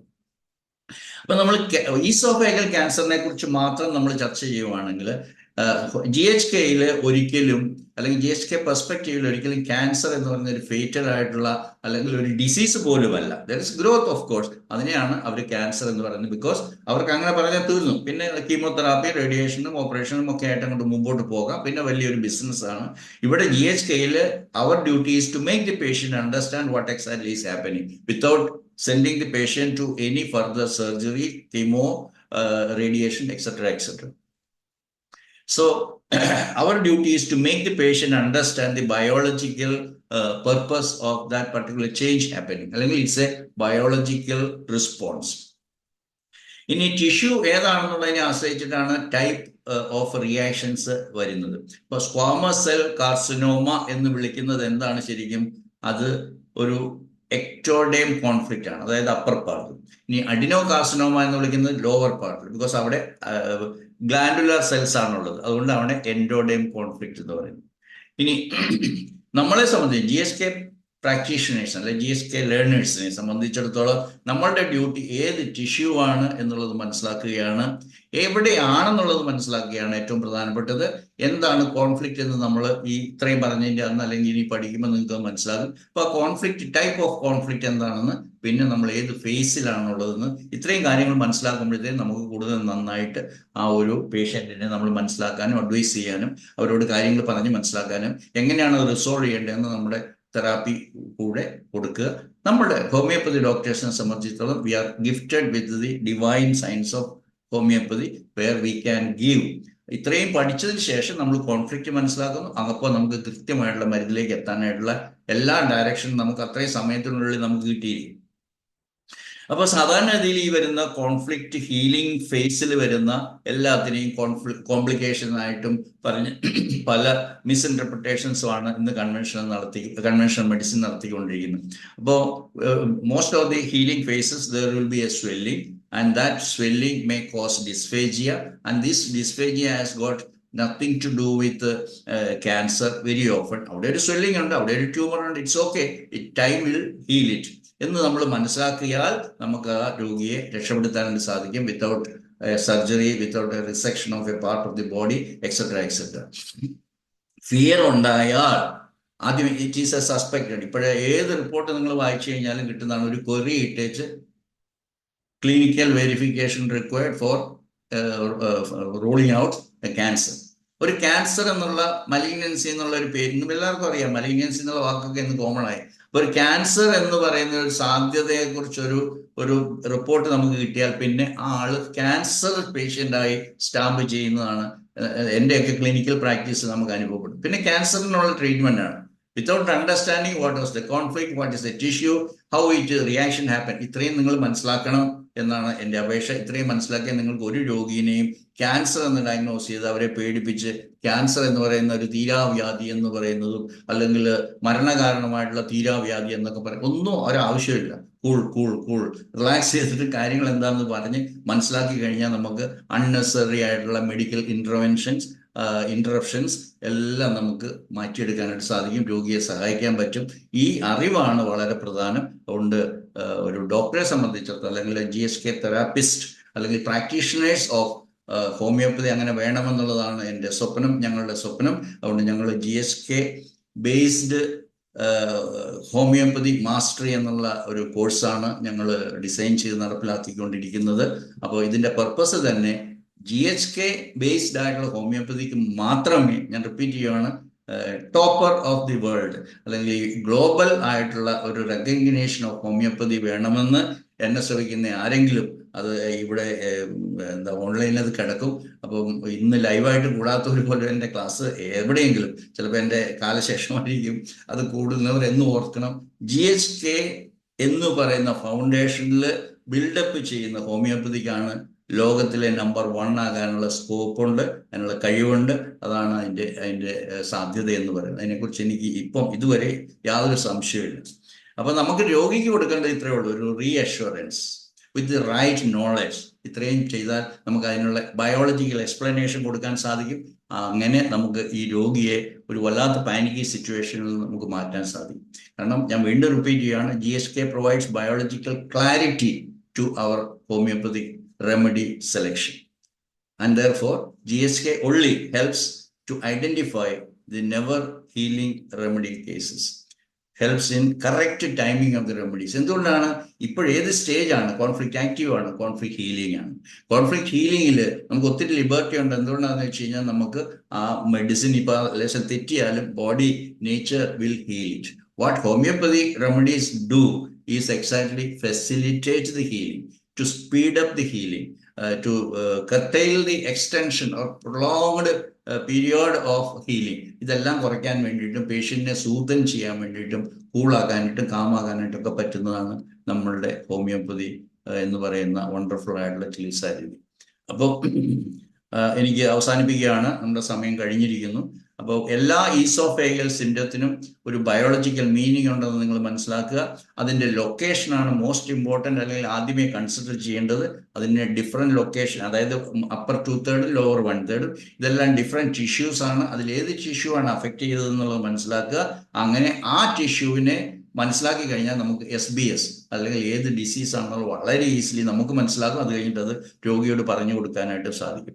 അതുകൊണ്ട് എല്ലാ ഹീലിംഗ് സിംറ്റംസും as usual, as in the case of any other tissue, they are all welcomable, അല്ലെങ്കിൽ നമ്മൾ സ്വാഗതം ചെയ്യേണ്ട ലക്ഷണങ്ങളാണ്. അത് നമ്മൾ ആദ്യമേ മനസ്സിലാക്കണം. പ്രാക്ടീഷണേഴ്സ് ആണെന്ന് പറഞ്ഞിട്ട് അലോപ്പതി അതേപടി പഠിച്ചിട്ട് അതിൻ്റെ കൂടെ ഇന്ന രോഗത്തിന് ഇന്നതാണ് ഏറ്റവും നല്ല മെഡിസിൻ എന്ന് ഞാൻ കണ്ടു എന്നൊരു ഒരു ഒരു ഒരു ഒരു CME എക്സ്പേർട്ട് വന്നിട്ട് സ്റ്റേജിൽ പറയുകയാണ്, I had this case cured by this. It's a random. ഇതങ്ങനെയല്ല. നമ്മൾ കേസ് എടുക്കുന്ന ആ കോൺഫ്ലിക്റ്റിനെ കുറിച്ച് മനസ്സിലാക്കാൻ പറ്റും. How in this framework, what was the reaction, subjectivity, individualisation, miasm, ഇതെല്ലാം നമുക്ക് മനസ്സിലാക്കാൻ പറ്റും. അങ്ങനെ വളരെ സ്പെസിഫിക് ആയിട്ടുള്ള വളരെ കൃത്യമായിട്ടുള്ള മെഡിസിനിലേക്ക് എത്താനായിട്ട് സാധിക്കും. അതുകൊണ്ട് ഈ കൊട്ടേഷനോടുകൂടി ഞാൻ നിർത്തുകയാണ്. When the psyche can finally swallow life, അതായത് ജീവിതത്തെ തന്നെ, ജീവിതം എന്ന് പറഞ്ഞാൽ എപ്പോഴും അപ്സ് ആൻഡ് ഡൗൺസും, it can be compared to an ocean where the ocean is never taking a rest, never calm. അതെന്നും അവിടെ വേവ്സ് ഉണ്ടായിക്കൊണ്ടിരിക്കും. ഇതാണ് ലൈഫ്. ലൈഫിൽ എന്നും കോൺഫ്ലിക്റ്റുകൾ വന്നുകൊണ്ടിരിക്കും, സ്മോളർ ഓർ ലാർജർ. അപ്പൊ ഈ കോൺഫ്ലിക്ട്സ് ആണ് നമ്മുടെ ജീവിതം. ഈ കോൺഫ്ലിക്റ്റിനെ നമ്മൾ എങ്ങനെ സ്വാളോ ചെയ്യുന്നു എന്നുള്ളതാണ് ഈസോഫാഗസിന്റെ ഇമ്പോർട്ടൻറ്റ് ഏരിയ. അത് ഒരിക്കലും ഒരു സ്ട്രഗിൾ ചെയ്യേണ്ട കാര്യമല്ല. അത് നമ്മൾ പേഷ്യന്റിനെ ഹെൽപ്പ് ചെയ്യുക എന്നുള്ളതാണ് ഒരു തെറാപ്പിസ്റ്റിന്റെ അല്ലെങ്കിൽ ഒരു പ്രാക്ടീഷണറുടെ, സ്പെഷ്യലി ഹോമിയോപ്പതി പ്രാക്ടീഷണറുടെ ജോലി, ഡ്യൂട്ടി, റെസ്പോൺസിബിലിറ്റി എന്ന് പറഞ്ഞുകൊണ്ട് ഞാൻ ഇന്നത്തെ എന്നെ ശ്രമിച്ച ഇത്രയും നേരം പങ്കെടുത്ത എല്ലാവർക്കും നന്ദി പറഞ്ഞുകൊണ്ട് ഞാൻ അവസാനിപ്പിക്കുകയാണ്. ആർക്കെങ്കിലും എന്തെങ്കിലും ചോദിക്കാനുണ്ടെങ്കിൽ ചോദിക്കാം. Thank you. താങ്ക് യു ഡോക്ടറെ. ഞാനൊരു ചോദ്യം ചോദിക്കട്ടെ? എല്ലാവർക്കും വേണ്ടിയിട്ട്. അതായത് നമ്മൾ ഇപ്പം എൻ്റെ ഒരു ചോദ്യം മാത്രമല്ല, നമ്മുടെ GSK ഫൗണ്ടേഷനിൽ നിന്നും ഒരു ഡോക്ടർ ചോദിച്ചുകൊണ്ട് ഇപ്പൊ ധാരാളമായിട്ട് നമ്മൾ പല ടിഷ്യൂസിലും കോൺഫ്ലിക്റ്റുകളെല്ലാം അറിയുന്നുണ്ട്, പക്ഷെ തെറാപ്പി എന്താണെന്ന് മാത്രം ഇതുവരെ പറയുന്നില്ല എന്ന ഒരു കംപ്ലൈന്റോട് കൂടി പോയത് ഡോക്ടർ കണ്ടിട്ടുണ്ടാവുമെന്ന് വരുന്നു. പക്ഷെ ഇപ്പൊ പലപ്പോഴും ആൾക്കാർക്ക് തെറാപ്പി എന്ന് പറയുന്നത് എന്താണെന്ന് മനസ്സിലാവുന്നില്ല. കാരണം എന്താന്ന് വെച്ച് കഴിഞ്ഞാൽ നമ്മൾ പലപ്പോഴും കാണുന്ന ഈ അവസ്ഥ യഥാർത്ഥത്തിൽ ഇതിനെപ്പറ്റി മനസ്സിലാക്കിയാൽ തന്നെ ശരീരം തന്നെ മാറ്റുന്നതാണ് എന്ന രീതിയിലേക്ക് വരുന്നില്ല. കൺവെൻഷനലി നമ്മൾ ചിന്തിക്കുന്നതനുസരിച്ചിട്ടാണെങ്കിൽ നമ്മൾ എന്തെങ്കിലും ചെയ്യണമെന്നുള്ള ഒരു കാഴ്ചപ്പാട്, മുൻവിധി എല്ലാവർക്കും ഉണ്ട്. അതിനെപ്പറ്റി കൂടെ ഒരു 2 വാക്ക് പറഞ്ഞിട്ട് അവസാനം. എന്നെ ശ്രമിക്കുന്നതിൽ മാക്സിമം പേരുള്ളത് ഹോമിയോപ്പതി ഡോക്ടേഴ്സ് ആയതുകൊണ്ട് ഹോമിയോപ്പതി ഡോക്ടേഴ്സ് എനിക്ക് തോന്നുന്നത് അല്ലെങ്കിൽ ഏത് രോഗത്തെ സമീപിച്ചു കഴിഞ്ഞാൽ ആദ്യം ചോദിക്കും ഏതാ medicine as if we have to give a medicine. ഇല്ല, നിങ്ങളത് മനസ്സിലാക്കിയാൽ മതി. ആദ്യം ഡോക്ടേഴ്സ് മനസ്സിലാക്കുക this is what is happening. പിന്നെ എന്താണ്, അത് നമ്മളുടെ മുമ്പിൽ ഇരിക്കുന്ന ക്ലയൻസിനോട് നിങ്ങൾ പറഞ്ഞു കൊടുക്കുക, ഇതാണ് നിങ്ങളുടെ ശരീരത്തിൽ സംഭവിച്ചുകൊണ്ടിരിക്കുന്നത്. നിങ്ങളുടെ ശരീരമല്ല നിങ്ങൾ എന്ന് പറഞ്ഞാൽ നിങ്ങളുടെ മൈൻഡ് അല്ലെങ്കിൽ സൈക്കിയും ബ്രെയിനും ബോഡിയും കൂടി ഉള്ളതാണ് നിങ്ങളുടെ. അതുകൊണ്ട് ഒരു ബോഡിയിൽ എന്തെങ്കിലും റിപ്പയർ ചെയ്തു, അവിടെ ഓയിൻമെന്റ് വെച്ചു, അല്ലെങ്കിൽ അവിടെ എന്തെങ്കിലും ഇന്റർവെൻഷൻ നടത്തി എന്ന് വിചാരിച്ചുകൊണ്ട് ഈ സൈക്കിയൊക്കെ അവിടെ കിടപ്പുണ്ട്. സൈക്കയിലുള്ള കോൺഫ്ലിക്റ്റുകൾ നിങ്ങൾ മാറ്റണം. ബ്രെയിനിൽ അത് അഫക്റ്റ് ചെയ്യുന്നുണ്ട്. അപ്പോൾ ബ്രെയിനിലേക്ക് നമ്മൾ എൻ്റർ ചെയ്യാനായിട്ട് അവിടെ ബ്രെയിൻ ഓപ്പൺ ചെയ്യുകയോ ഓപ്പറേഷൻ ചെയ്യുകയോ റിസെക്ട് ചെയ്യുകയോ അല്ല ചെയ്യേണ്ടത്. You always address the mind, the psyche, from where these conflict triggered and started its program. അതുകൊണ്ട് ആ മൈൻഡിനെ അഡ്രസ്സ് ചെയ്യുക എന്നുള്ളത് it cannot be a generalized class എടുത്തിട്ട് ഇത് ഇങ്ങനെയാണ് വേണ്ടതെന്ന് പറയാൻ പറ്റത്തില്ല. അതുകൊണ്ടാണ് I'm asking you, I'm requesting all of you to attend how the experienced practitioners of GHK are managing each cases. അത് നിങ്ങൾ പങ്കെടുക്കുക. ഞാൻ നാളെ എൻ്റെ ക്ലാസ്സാണ്, ഒരു കേസ് അവതരിപ്പിക്കണമെന്നാണ് വിചാരിക്കുന്നത്. നിങ്ങളെ സ്വാഗതം ചെയ്യുകയാണ്. ഇന്നൊക്കെ ഞാൻ പ്രതീക്ഷിക്കാതെ ഒത്തിരി സമയമില്ലാത്തതുകൊണ്ട് ഞാൻ എൻ്റെ പോസ്റ്റർ ഒന്നും ഇട്ടിട്ടില്ല, നാളെ ഇടത്തുള്ളൂ. അപ്പം നിങ്ങൾ രജിസ്റ്റർ ചെയ്യുക, യു ബി ദർ. എന്നിട്ട് അന്നേരമാണ് നിങ്ങൾ സിൻസിയറായിട്ട് ലേണേഴ്സ് ആണോ എന്നുള്ളത് നമ്മൾ അറിയുന്നത്. അവിടെ വന്നു കഴിഞ്ഞാൽ എങ്ങനെ ഒരു കേസ് കൈകാര്യം ചെയ്യേണ്ടതെന്നുള്ളത് നിങ്ങൾക്ക് പറഞ്ഞു തരാം. ഇതൊരു ബിസിനസ് മോഡോ അല്ല എന്ന് പറഞ്ഞാൽ നിങ്ങളെങ്ങനെ ട്രാക്ക് ചെയ്ത് അതിലേക്ക് വിളിച്ചു വരുത്തി അതിലേക്ക് കൊണ്ടുവരലല്ല ലക്ഷ്യം. നിങ്ങൾ സീരിയസ് ആണോ അല്ലയോ എന്ന് അറിയണം. അല്ലെങ്കിൽ ചെറുതായി നമ്മൾ അറ്റൻഡ് ചെയ്തിട്ട് പോയാൽ പോരാ, നമ്മൾക്ക് എങ്ങനെ അത് മാനേജ് ചെയ്യണമെന്ന് കണ്ടുപിടിക്കണം. ഇത് ഒരു ദിവസം കൊണ്ട് നടന്നതല്ല. ഞാനൊക്കെ ഇപ്പോൾ സീരിയസ് ആയിട്ട് പഠിക്കാൻ തുടങ്ങിയത് 2013-ലാണ്. അതുകൊണ്ട് തന്നെ 12 വർഷമായിട്ട് ഇത് പഠിക്കുകയാണ്, രാത്രി പകലില്ലാതെ. നമ്മുടെ എല്ലാവിധ എന്താ പറയുക, നമുക്ക് വേണമെങ്കിൽ സിനിമ കാണാൻ പോകാം, ഷോപ്പിങ്ങിന് പോകാം, ഇതൊക്കെ മാറ്റി വെച്ചിട്ടാണ് നമ്മൾ പഠിപ്പിക്കലുമായിട്ട് നമ്മുടെ ലൈഫിലൊരു പ്രത്യേക ഇതെടുക്കുന്നത്. അതുകൊണ്ട് യു ടേക്ക് ഇൻട്രസ്റ്റ്. അതൊരു ദിവസം കൊണ്ട് എങ്ങനെയാണ് ഇത് തെറാപ്പി ചെയ്യേണ്ടതെന്ന് പറഞ്ഞു തരാനായിട്ട് നമുക്ക് പറ്റുമെന്ന് എനിക്ക് തോന്നുന്നില്ല. ഞാൻ പലപ്പോഴും തിരിച്ചു ചോദിക്കുന്ന ഒരു ചോദ്യമുണ്ട്. ഒരു ഹോമിയോപ്പതിയെ കുറിച്ച് ഒന്നും അറിയത്തില്ലാത്ത ഒരു പേഷ്യന്റ് വന്നിട്ട് ചോദിക്കുവാണ്, ഡോക്ടറെ എങ്ങനെയാണ് ഇത് ഹോമിയോപ്പതിയിൽ ചികിത്സിച്ച് മാറ്റുന്നതെന്ന് ചോദിച്ചു കഴിഞ്ഞാൽ, എവിടുന്നാണ് നമ്മൾ ഹോമിയോപ്പതി തുടങ്ങുന്നത്? 5.5 വർഷം ഹോമിയോപ്പതി പഠിച്ച് ഞാൻ 51 വർഷമായിട്ട് ഹോമിയോപ്പതി പ്രാക്ടീസ് ചെയ്യുന്ന എന്നെ സംബന്ധിച്ചുള്ള എങ്ങനെ എന്നോടൊരു രോഗി വന്നിട്ട് ചോദിക്കുകയാണ്, ഡോക്ടറെ എങ്ങനെയാണ് ഹോമിയോപ്പതിയിൽ ഇത് ആക്ട് ചെയ്യുന്നതെന്ന് വെച്ചാൽ എങ്ങനെയാണ് ഞാൻ അരമണിക്കൂർ കൊണ്ട് പറഞ്ഞു കൊടുക്കുന്നത്, അല്ലെങ്കിൽ 1 മണിക്കൂർ കൊണ്ട് പറഞ്ഞു കൊടുക്കുന്നത്? It's a lifetime. ഇത് ഹോമിയോപ്പതിയുടെ കാര്യം മാത്രമൊന്നുമല്ല, GSKയുടെ കാര്യം മാത്രമൊന്നുമല്ല. If you want to be a good singer, for example, ഞാൻ പലപ്പോഴും പറഞ്ഞിട്ടാണ്, യേശുദാസിനോട് ചോദിക്കുക നിങ്ങളുടെ സംഗീതത്തെ കുറിച്ച് എന്ത് പറയുന്നു. യേശുദാസ് പറയും, ഞാൻ സംഗീതമാകുന്ന പാരാവാരത്തിന്റെ അല്ലെങ്കിൽ എന്താ പറയാ സമുദ്രത്തിന്റെ കരയിൽ നിൽക്കുന്ന ഒരു മണൽത്തരി പോലെയാണ്. കാരണം അതിന്റെ ആഴം അത്രമാത്രം വ്യാപ്തമാണ് എന്ന് പറയും, അത്രമാത്രം വ്യാപ്തിയുള്ളതാണെന്ന് പറയും. അതുകൊണ്ട് ഒരു ശാസ്ത്രത്തെക്കുറിച്ച് അത് എങ്ങനെയാണ് തെറാപ്പി ചെയ്യേണ്ടതെന്നൊക്കെ ഒരു ക്ലാസ്സിലോ അല്ലെങ്കിൽ ഒരു ആൻസർ സഡനായിട്ട് പറയാനായിട്ട് സാധ്യമല്ല.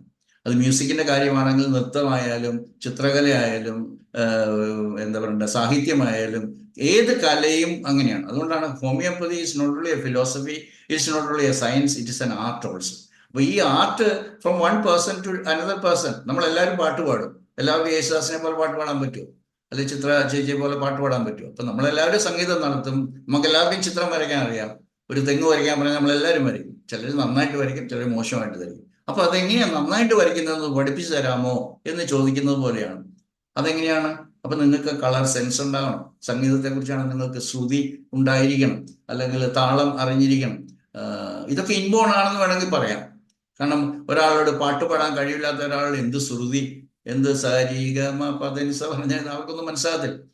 അല്ലെങ്കിൽ താളം, ആദി താളം, അല്ലെങ്കിൽ ഇങ്ങനെയുള്ള വിവിധങ്ങളായ താളം, അല്ലെങ്കിൽ എങ്ങനെ നിങ്ങളൊരു രാഗം ആസ്വദിക്കണം. അത് സംഗീതത്തെക്കുറിച്ച് ഞാൻ പറഞ്ഞത് എല്ലാവർക്കും അറിയാവുന്നതുകൊണ്ട് പറയാം. അതുപോലെ തന്നെയാണ് ഹോമിയോപ്പതി, അങ്ങനെ തന്നെയാണ്. അതുപോലെ തന്നെയാണ് GHK. അതുകൊണ്ട് ഒരു ദിവസം കൊണ്ട് എങ്ങനെ അത് റിസോൾവ് ചെയ്യണം, എങ്ങനെ അതിനെ തെറാപ്പി ചെയ്യണം എന്ന് എങ്ങനെ പറഞ്ഞ് പഠിപ്പിക്കണം എന്ന് എന്നോട് ചോദിച്ചു കഴിഞ്ഞാൽ ഒരു വാക്കിൽ പറയാനായിട്ട് എനിക്ക് സാധ്യമല്ല. നിങ്ങൾ തുഴഞ്ഞ് മാത്രമാണ് നിങ്ങൾ നീന്തൽ പഠിക്കുക. നിങ്ങൾ എന്നും സാധകം ചെയ്തിട്ടാണ് ഏത് സംഗീതജ്ഞനും നല്ല സംഗീതജ്ഞനാവുക. എന്നും എക്സസൈസ് ചെയ്തിട്ടാണ് നിങ്ങൾ ഏത് സ്പോർട്സ്മാൻ ആയിക്കോട്ടെ ഏത് കലയിലും വിദഗ്ധനാകുന്നത്. നിങ്ങൾ കോൺസ്റ്റന്റ് ആയിട്ടുള്ള ട്രെയിനിങ് അല്ലെങ്കിൽ കോൺസ്റ്റന്റ് ആയിട്ടുള്ള സാധകം ചെയ്താൽ മാത്രമേ നിങ്ങൾക്ക് സാധിക്കൂ. അതുകൊണ്ട് ഒറ്റ വാക്കിൽ എങ്ങനെയാണ് റിസോൾവ് ചെയ്യുന്നത്?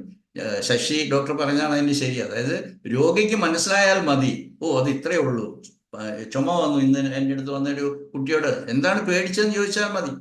പേടിച്ചുകൊണ്ടാണ് ചുമ വന്ന് അവരെ മനസ്സിലാക്കിയാൽ മതി. അല്ലാതെ പൊടി അടിച്ചു കഴിഞ്ഞാൽ അസുഖം വരത്തില്ലെന്ന് അവരോട് പറഞ്ഞാൽ മതി.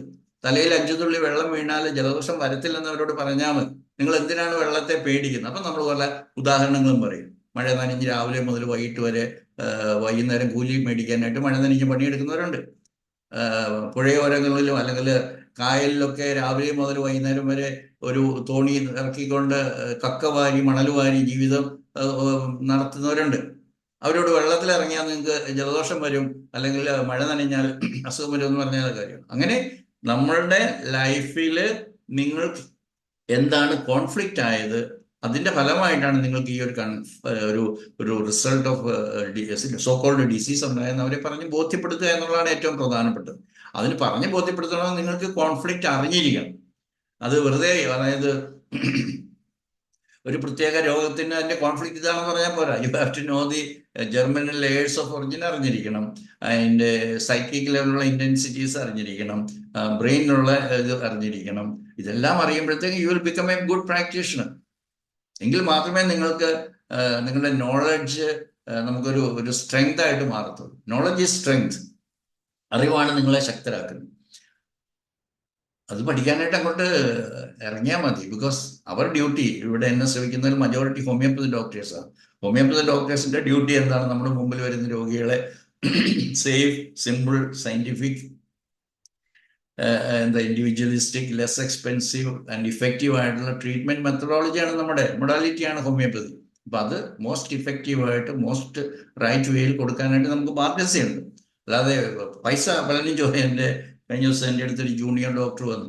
പൈസ ഇമ്പോർട്ടൻ്റ് അല്ലേ ഡോക്ടറെ? എൻ്റെ കൂടെ പഠിച്ചവരൊക്കെ എഞ്ചിനീയറായി, അവിടെ ശമ്പളമുണ്ട്, ഇവിടെ ശമ്പളമുണ്ട്, ഞാൻ ഹോമിയോപ്പതി പോകാനുണ്ട്. ഒരു കോൺഫിഡൻസ് ആരും കൊടുത്തിട്ടില്ല.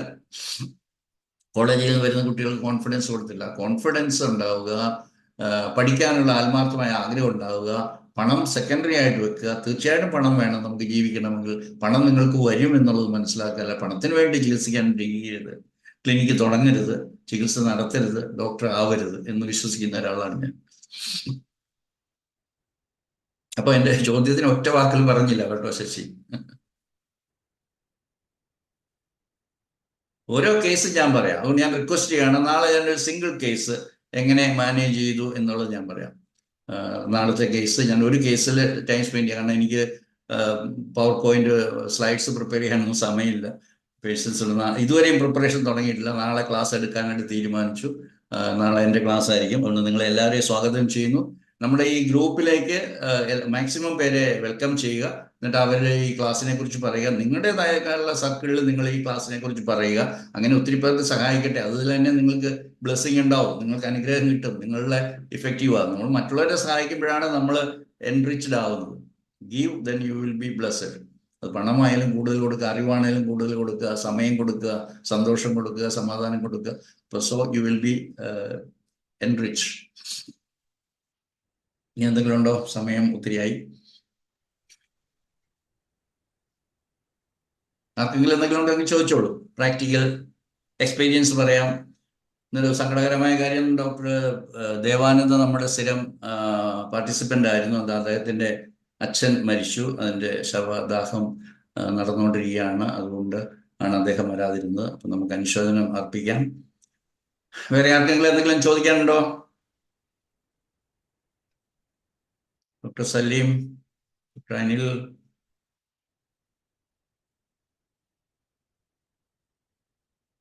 ഇല്ല, പ്രത്യേകിച്ചൊന്നുമില്ല. ഇത് കേൾക്കുമ്പോ ഒന്നും. ഓക്കെ, അപ്പൊ നമുക്ക് നിർത്താം. ഡോക്ടർ അനിത, ശരി സാറേ. ചോദ്യങ്ങളില്ലെങ്കിൽ ഓക്കെ. അപ്പൊ എല്ലാവർക്കും ഒരിക്കൽ കൂടി എൻ്റെ സ്നേഹം നിറഞ്ഞ നന്ദി. വന്നതിന്, കേട്ടതിന്. നിങ്ങളിലൂടെ ധാരാളം പേർക്ക് ഇത് ഉപകാരപ്രദമാകട്ടെ എന്ന് ഒരിക്കൽ കൂടി ആശംസിക്കുന്നു. Thank you. Good night. Thank you, sir. Thank you for a wonderful session. Thank you all for the patience listening. Thank you. Thank you all. Good night. നമുക്ക് നെക്സ്റ്റ് ഡേയിൽ വീണ്ടും കാണാം. അടുത്ത അടുത്ത ആഴ്ച ചൊവ്വാഴ്ച ഒരു പ്രത്യേക ദിവസമാണ്. അതുകൊണ്ട് ഞാൻ ചിലപ്പോൾ, എനിക്കറിയില്ല, ചിലപ്പോൾ ടൈമിങ്ങിൽ വ്യത്യാസം വരും. അല്ലെങ്കിൽ ചിലപ്പോൾ ഞാൻ റെക്കോർഡഡ് ആയിട്ടുള്ള മാറ്റർ ഞാൻ ഡോക്ടർ അനിതനെ ഏൽപ്പിക്കും. കാരണം അത് ക്രിസ്മസ് പ്രമാണിച്ച് എനിക്ക് യാത്രയുണ്ട്. ഞാനിപ്പോൾ കണ്ണൂരാണുള്ളത്. ചിലപ്പോൾ കൊച്ചിയിലേക്ക് പോകുമ്പോൾ എൻ്റെ ട്രാവൽ ബാധിക്കും. അതുകൊണ്ട് ഞാൻ എന്താ വേണ്ടതെന്ന് ആലോചിച്ചുകൊണ്ടിരിക്കുകയാണ്.